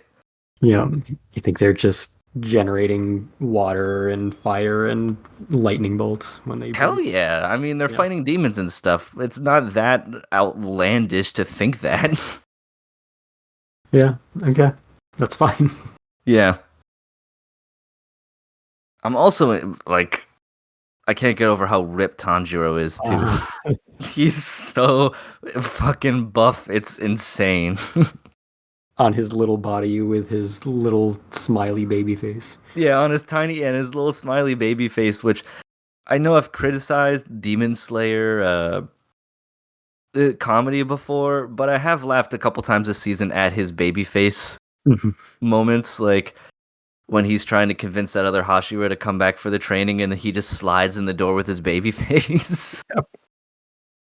I did laugh at that. Like, I have to give credit where credit is due. The babyface Tanjiro is super effective on me most of the time. Yeah, that's a good visual gag. Yeah. And that whole bit where he was like, the Tomioka was like, all right, I'm convinced. I'm going to do it. And he's like, all right, you're not convinced. We're going to have a noodles eating contest. He's like, oh, okay, I guess we're having a noodle eating contest then. Yeah, where he was about to say, you know what, I'll help you with the training. Exactly, yeah. And then Tanjiro doesn't know when to shut up. Yep. So they do the noodle eating, yeah. Yep.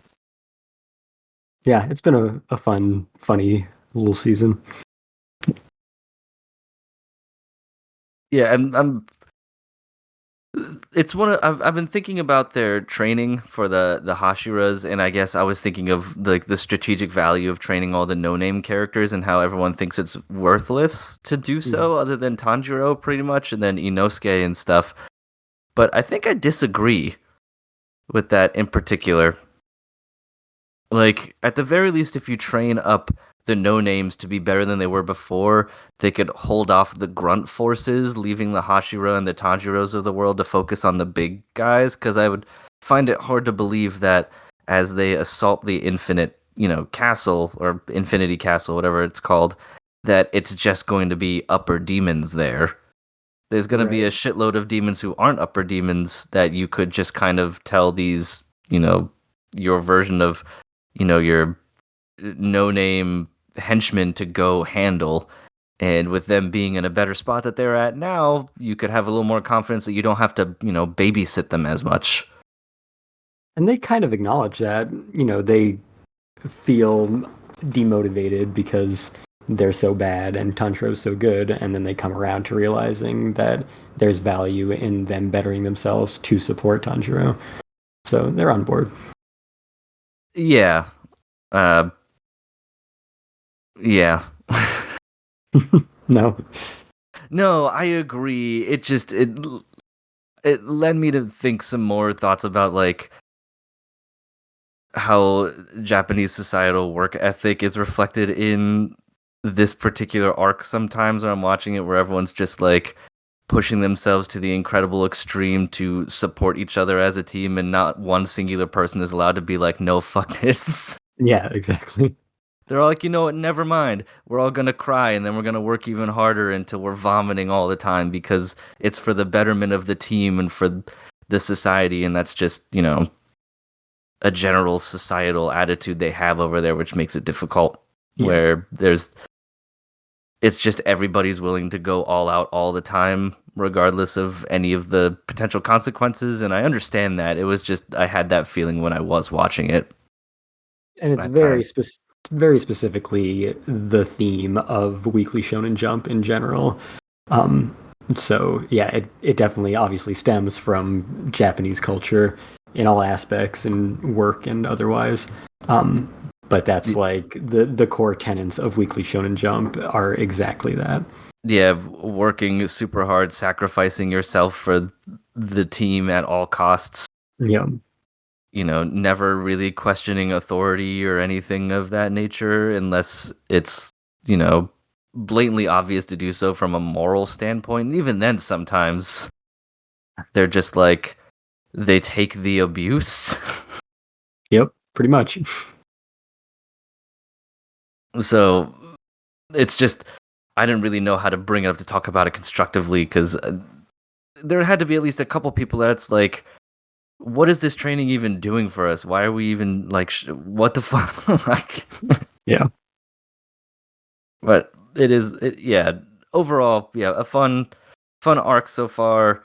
I do think it could struggle with pacing because of, from what I've been told about how short this arc is in the manga and how they're trying to turn it into an entire season as illustrated in Tanjiro and Tengen fighting, and it took a decent amount of time for one episode, and then the manga, it is like a single page of a chapter. And then they stretch it out, so I'm going to be interested to see how they get the pacing down for an entire season's arc when it's so short. Well, it's almost done. There's only like 2 or 3 episodes left, because it's a very short season because it was such a short arc. That's why it started halfway into the season. It's still going to end with everything else in the next couple weeks. Yeah, because it'll be what? How many episodes? 8. 8. Counting the one that's 48 as one, or yeah, so effectively 9 episodes. So yeah, effectively 9, because that one was a double length episode. Yeah, which I think it is 9 chapters too, which is an excruciating pace for 20 pages per chapter to 24 minutes per anime episode.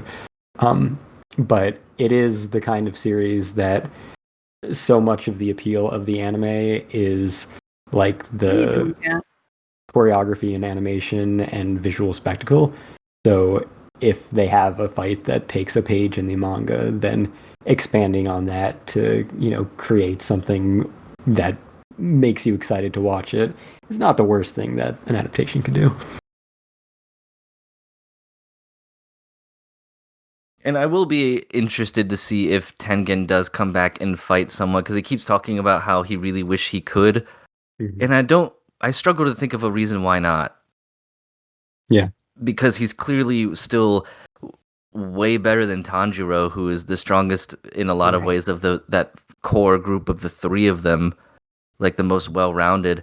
And he was spanking Tanjiro's ass with one arm. So I don't see a reason why he couldn't come back to do some fighting, especially because they're obviously going to need all hands on deck. Even if they only have one hand. Yeah, so I'm I would not be surprised if they did a thing where he like comes back in some type of like sacrificial move or something, or something super badass where he shows up to buy time at the last minute, because he's clearly still got it. Right. It would be very, yeah, good. All I was gonna say is it's not like he's fucking washed up or anything. Yeah. I mean, to give him this much attention in the training arc that precedes the apparently extremely long final battle arc, there's no way he's sitting that whole arc out. No, He's not a definitely chance. going to be relevant. And they mentioned it too many times within his short period of this arc too. Like, man, he just really wishes he could get back out there. Yep. Really sucks he can't. It's like, well, why not? They didn't fire him. I think they said he retired, and people come out of retirement all the time. Yeah. I am a little bit concerned about how Nezuko is going to be utilized moving forward. And I have a feeling we're going to just have her be not a damsel in distress, so to speak, but she has combat capabilities, but she's such a liability and an asset now that they're just going to lock her away, and now her character arc in a lot of ways is over. And now she's just the prize that Michael Jackson wants to get. And then they have to protect, because she has like the really insanely strong transformation and then the blood demon art and all that stuff, and she's defeated the sun, but now you can't of course like risk her going out with Tanjiro, because all they'd have to do at that point is just distract Tanjiro long enough to kidnap Nezuko and it's fucking over. Right. So what do you do with her character at that point? You just kind of lock her away and then protect her, and then if she fights, it's for like a very last moment desperation type thing. So we'll see, but I'm a little concerned there. I don't read the manga, obviously, so I don't know anything about that prediction, how accurate it could possibly be. It's just one of those things where, and they've only really shown Nezuko for the most part just kind of sitting around. So we'll see. I hope they do something more with her, and I can understand strategically why they wouldn't, but I don't think it would make for a very dramatic piece for her anymore. Yeah. I feel like she's got to have more going on, even if it would be a bad plan on their part. Yeah, there's too much potential with her character, and she's too prominent to just kind of sit it out. Yeah, of course. I guess what I could see them doing is they make the good plan, and then she breaks, like she rebels and breaks, therefore taking all the risk on herself, kind of. Yeah, like probably.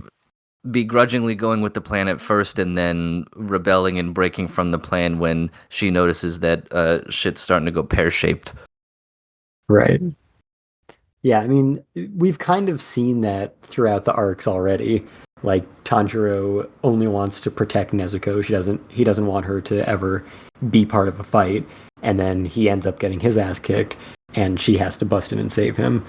So, yeah, it would make absolute sense for it to follow the same formula, where they're like, all right, you need to be completely protected from anyone being able to get to you, but she's in some capacity that she can tell what's going on and realizes that her brother's going to die if she doesn't step in, so the same thing will repeat itself. Yep. So yeah, it'll be interesting to see how they adapt the rest in general, because as we were talking about amongst ourselves a few days ago, the rest of the series is apparently the final arc. Yep. And what they've been doing so far is, after the first one or two arcs, is just each arc gets a TV season, and it is called the name of that arc, no matter how long or short it is. And then the next year, at the same time, they do the next arc and repeat.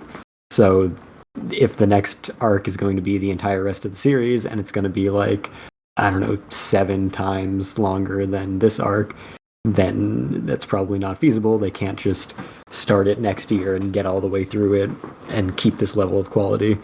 So I'm sure they're going to split it up a bunch. But yeah, it'll be interesting to see how they do TV seasons or movies or their bullshit not movies that make buttloads of money. Yeah, I don't know. Yeah, I mean, I would personally love to see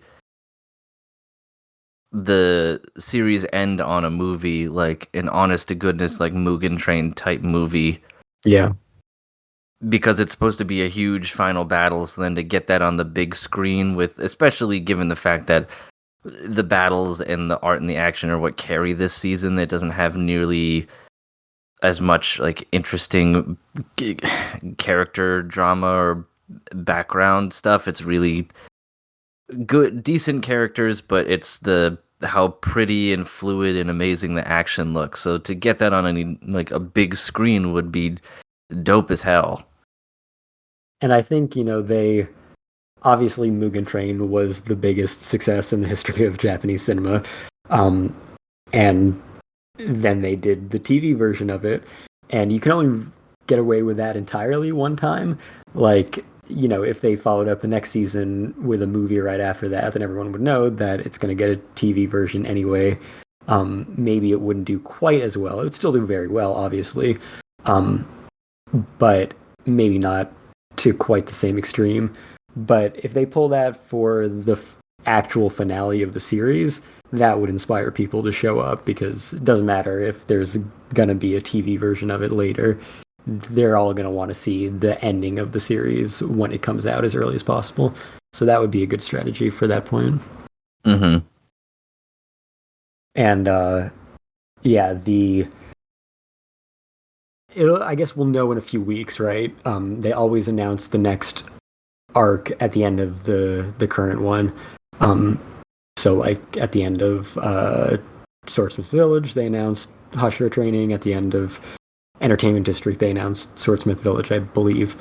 Yeah. So we'll know if they're going to try to go right into, like, the final battle part 1 with 1 or 2 cores sometime next year, or if they're going to hold off for a few years to maybe bank a bit more content so that we can get, maybe 2 cores at once.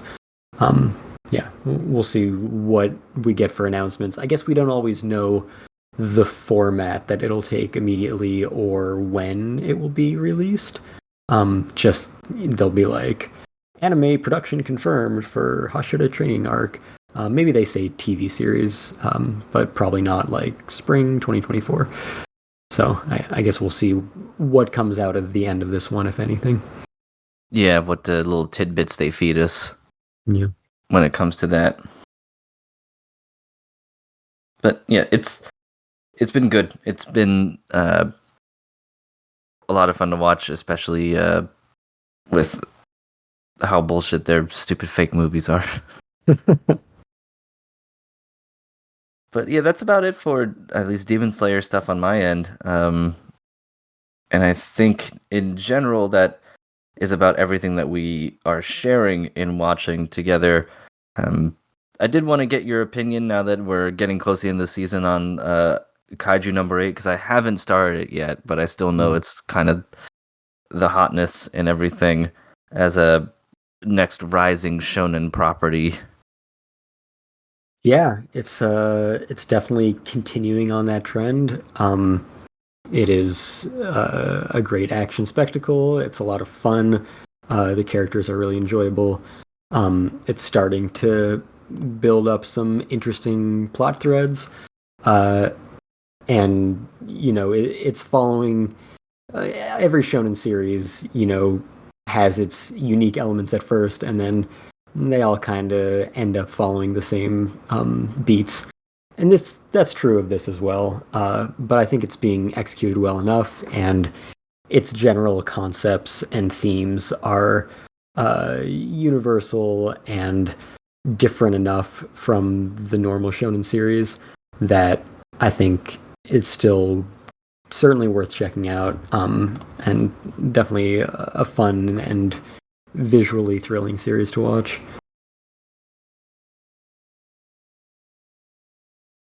Yeah, it's for sure on my list to pick up because it's been hyped so much and everything. And I think one of the mangas you mentioned in the list was like you said like a B-sides or something, like spin-off stuff. So they're giving it all that treatment. Granted, a lot of stuff gets that treatment, but still, yeah, it is popular enough that they felt that would be worth it. They're definitely pushing it as much as possible. Crunchyroll is advertising it very heavily. Yeah, and it's definitely clear that the Japanese side from the beginning of production wants it to be the next big hit. They're putting a lot into it. Very smooth animation, big production IG, kind of, marquee title. Kara, speaking of Gainax Legacy, has contributed to it as well. They do all the monster designs and the opening and stuff. And they've done not a lot of anime work outside of Eva so far, so it's cool to see them involved in something new. Yeah, no, it's definitely worth checking out. And I mean, clearly they want it to be, we talked about this last time, but they want it to be a hit in the West because the opening and ending are both by Western musical acts, which is strange to watch. But yeah, they're pushing real hard. Well, we'll see if the gamble pays off. Yeah. I feel like it's more popular than like Hell's Paradise was, for example. I think that's a series that they wanted to succeed more than it maybe did. This one seems to be doing okay. Like, it's no Demon Slayer, but it seems to be making the rounds. Yeah, it's getting some recognition, unlike Hell's Paradise, which, just kind of went over like a lead balloon, it feels like, despite all of the quality that it had. I guess, not to get into it too much, the main thing I saw is that people really they had problems with the pacing, I guess. Okay. That seems to be, every time it comes up, people are just like, first couple episodes are great, and then it drags real hard, which I don't know. I don't agree or disagree. I'd have to watch them again almost, because I liked it enough that I just maybe didn't notice it, but I like world building a lot, so. Yeah. I think that's probably the issue, is people go into shonen expecting a different kind of slow pacing, and when it's just kind of world building, it's, I don't know, it's not what they're looking for or something. Yeah. But all right, cool. I think Kaiju number 8 is definitely like a very easy sell. Like, everyone can get into this show. Mm-hmm. Okay, doke. Well, I only have one other thing that I'm watching, that is Tonbo, which I kind of wish Chris was here because it seems like he's heavy into it. So it'd perhaps the only other person watching it. Exactly, perhaps the only other person watching it. Because what do you say? He talks about it every week. Yeah. Somewhere. So I mean, it's been a manga for a good long time as well. Which the funniest part is, it's not a manga in a manga magazine. It's a manga that's serialized in Golf Digest. Really? Yeah. It's like Golf Digest's Japanese version called like Golf Digest Weekly. Wow. And it's a manga that's been running in that for quite some time now. But it's good. It is definitely more technical, and as the creator put it, because I found out about this anime by reading an interview with the gentleman who's directing it. But I sent you that. Yeah, okay, right. You sent it to me, and then I just can't remember the guy's name at this point, which is par for the course for me. But he had mentioned that it was more technical, and for people who really like golf and the ins and outs of how like the swing works and all the body mechanics that go into it, and it definitely does that. Like, that is for sure, which is when it's at its best, when they're out on the course playing, and Tonbo is doing all these crazy shots that really aren't that crazy, because I've seen pros do them all the time. They just feel crazy because she's like 10 years old and taught herself everything for golf, like that classic, style. Like, I have this one club that I just do everything with, so I'm a wizard with this one club, and then she slowly learns how to utilize other lofted clubs and ways to play their golf course, and plays against other people that expand her horizons, and they're trying to instill in her a sense of ambition because she really doesn't want to play to her potential for any reason. So they're trying to do that. That's kind of the big character arc, is getting Tanbo to leave the island they live on and start to try and play golf or pursue it in some way competitively, because she's really, really good. It's just it is for sure more for people who like golf, and it's not going to have the same vibe that like Haikyuu or ping pong or those kind do, where it's like the sport doesn't matter and it's more about the characters. This one is definitely more the sport does, and it's just about that. And as I mentioned earlier, it's also pretty fucking ugly for the most part. In a way, it's refreshing in that the character designs and everything, you could tell are from an older manga. Like, they're just not made and drawn like this anymore. Like, all the dudes are like square-jawed, rough-looking types with like bulbous kind of noses and angry drooping eyes and stuff. Like, everybody just looks a little curmudgeonly in that like early 2000s kind of way, maybe like late 90s. It's hard to describe. Like, you could just look it up and see, but like these shows don't really get made like that anymore. And no one's angular. Yeah. Everyone's kind of doughy. But I'm definitely enjoying it, and I just think it's a niche product on top of a niche sport on top of a niche product. Like, I don't really know if anyone's gonna watch this. And it doesn't help that Amazon, who's hosting it and airing it, have put zero effort at all into advertising it. I had no idea it was streaming on there, and I'm pretty on top of these things. Yeah, exactly. And neither did I until you sent me the thing, and I feel like I would have known because I like golf and anime, but even with that, I was like, there's just nothing at all about this. Is this the series that was so buried that you can only find it by typing in the full name? Or was that a different series? Oh, okay. No, that was this one.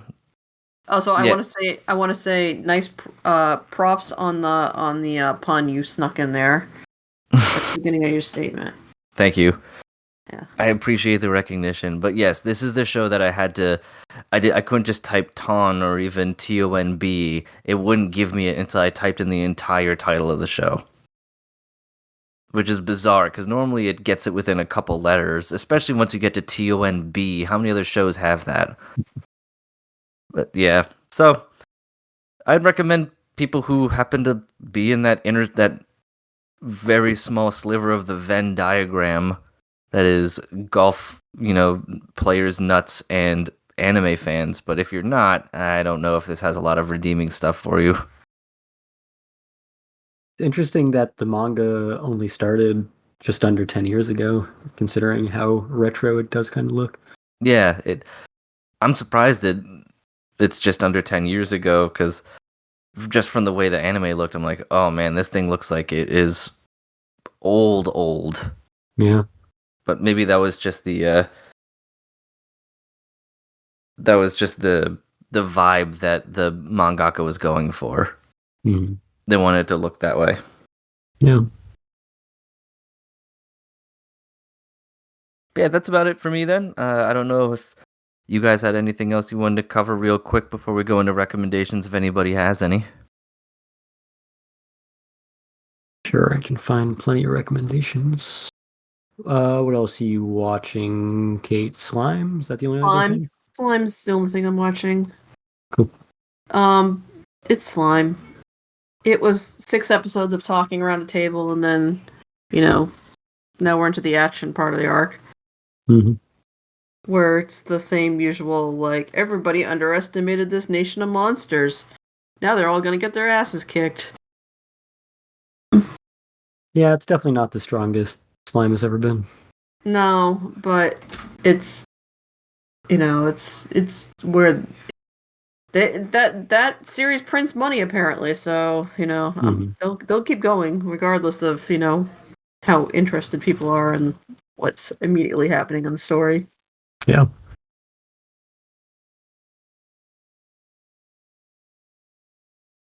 That's all I have to say about that. It's Cool. slime. Yeah. Yeah, I don't know that I have that much else to say about anything. I mean, I could say a lot about Euphonium, but no one else here has watched any of it, as far as I know. Um, I had a good conversation about some of the recent events with some of those people that I talked to online. Um, so it has a lot of very interesting character moments, as does the Jellyfish Can't Swim in Night series, which I am reviewing, and I really get into that aspect of the character study and social commentary that deals with. A lot of that in Euphonium as well. There are some annoying character traits, but it all serves to generate discussion about real life personality types and social dynamics that are definitely interesting to explore. And the series generally does a very good job of making those realistic and believable. And I'm sure it'll have a very satisfying, cathartic conclusion as well. So, yeah, nice to have that show back. KyoAni is hitting it out of the park as usual in terms of production and everything, direction. Yeah, I think that's probably about it that I have anything decent to say about.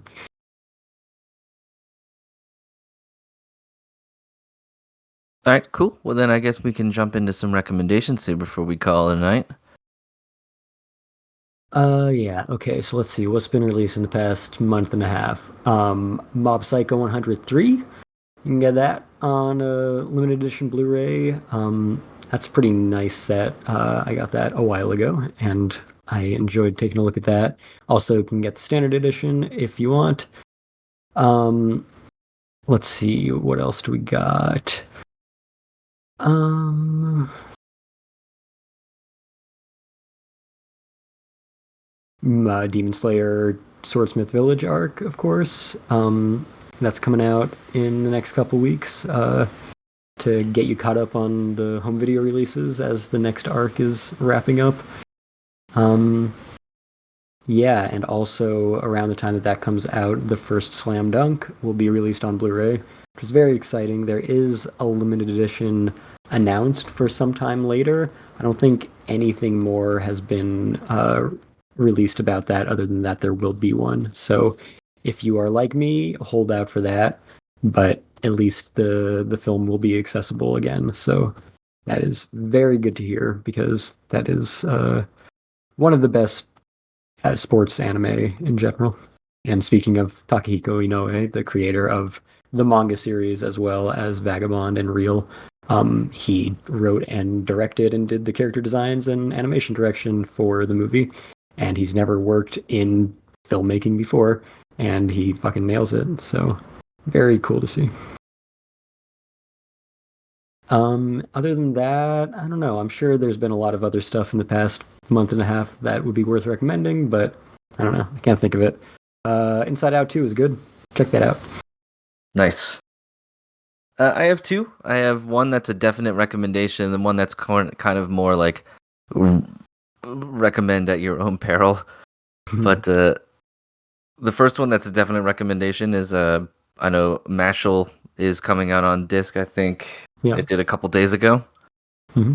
The season 1 complete. So go out and buy that if you want. Mashal was really fun. Enjoyed it. The gags are always really good, and it's got some decent action in it. Definitely recommend that. And then the one that's recommending your own peril came out in late May, and that is the Belladonna of Sadness 4K from Discotech. The main reason that is they recommend at your own peril is that it's very much an experiential type anime thing that is controversial in that way. Like I remember watching it years ago when it was on streaming, and I got a notification or something that was like, this is the last couple days to watch this like incredible art piece. And it certainly is that in a lot of ways, but there's definitely some weird shit up in there. So I bet it looks great on 4K because it's very much a visual, experience. It is it feels like super like surreal and impressionistic in a lot of ways with how it handles the delicate subject matter that it goes through. So I would recommend it at the very least to watch it.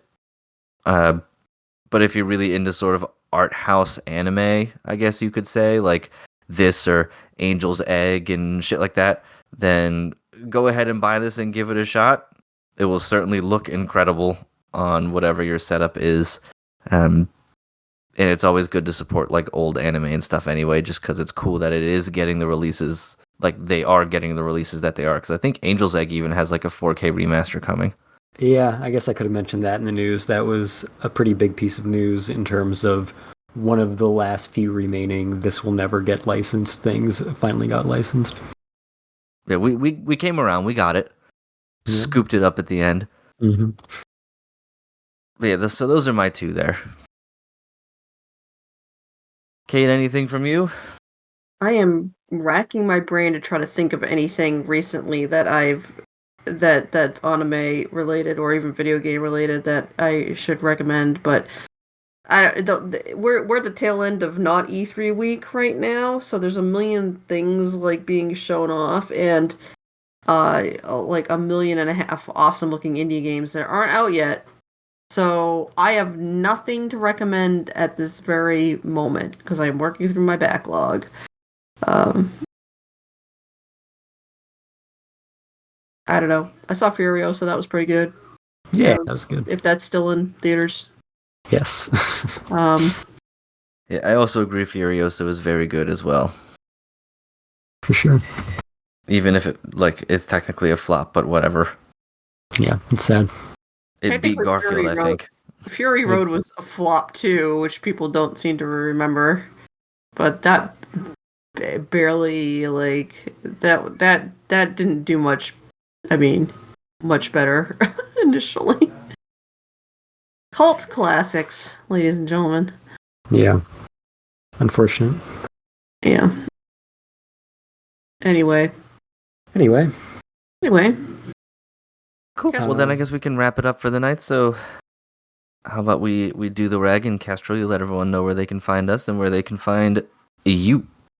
Yeah, you can find us anywhere you find podcasts. Please subscribe, rate, and review. We're on Apple Podcasts and all associated podcatchers. We are on YouTube Music, which has replaced Google Podcasts. Prior to recently, you could have imported it from your Google Podcasts or imported an RSS feed. Now you can actually search for it and subscribe to it on the platform itself. Which also means that we're on like multiple YouTube channels if for some reason you want to just stare at the logo for 2 hours. We are on Spotify, SoundCloud, iHeartRadio, Alexa, Amazon Music, Facebook, whatever, music, something, I don't know. Also, you can just find us on fandompost.com. You can just listen to the episodes embedded in there if you want. We're on social media on Facebook and Twitter. Fandom Post Radio on there, and you can get in contact with us through email, fandompоstradio@gmail.com. Anything you want to let us know, we are available. I'm on Twitter, technically, at Full Metal Kioma. I don't really use it, and I pretty much just post links to like stuff that I write that's outside of the normal weekly reviews. I did the Haikyuu movie a few weeks before it came out, and then I saw the Blue Lock movie recently, and I'll probably write something up about that whenever I figure out when the embargo is. And Anime Expo is coming up, and hopefully I will have some cool coverage of that. Still waiting to hear what interview opportunities there might be from that. Cool, Kate, how about you? I am on phantompost.com. I am finishing up my review of Dungeon Meshi for this season, and is Slime's still going, right? Is Slime going? Is Slime just gonna keep going? I have no idea. I'll check. Probably. I'm reviewing Slime. I am going to try to pick up a high dive show for the summer. We'll see how that goes. And I have reviews of other things up there, like light novels. I just submitted a review for Brynhild the Dragon Slayer light novel, so that should be going up in the next week. You can find me on Blue Sky at Sonic Bug. You can find me on most of the internet and other places, although I'm not in all that many places on the internet at Sonic Bug. Yeah, so track me down on Blue Sky really if you really want to. I'm mostly reposting other people's stuff and the occasional photo of random shit. That's it. That's my presence on the internet. Yeah, this season of Slime is going to be 24 straight episodes. Yeah, okay, that's what I thought. Yep. Slime will be continuing, and I will be continuing Slime. Excellent. And as always, you can find me right here, and that's basically it. So I think that about wraps it up for this evening for everyone here. So, as always, thanks for listening. Please reach out if you had any questions, comments, concerns, want to talk about anything in particular, or criticize any of our takes on things. I know sometimes it can get a little silly on up in here. So, we will talk to y'all later. Yeah. See ya. Bye.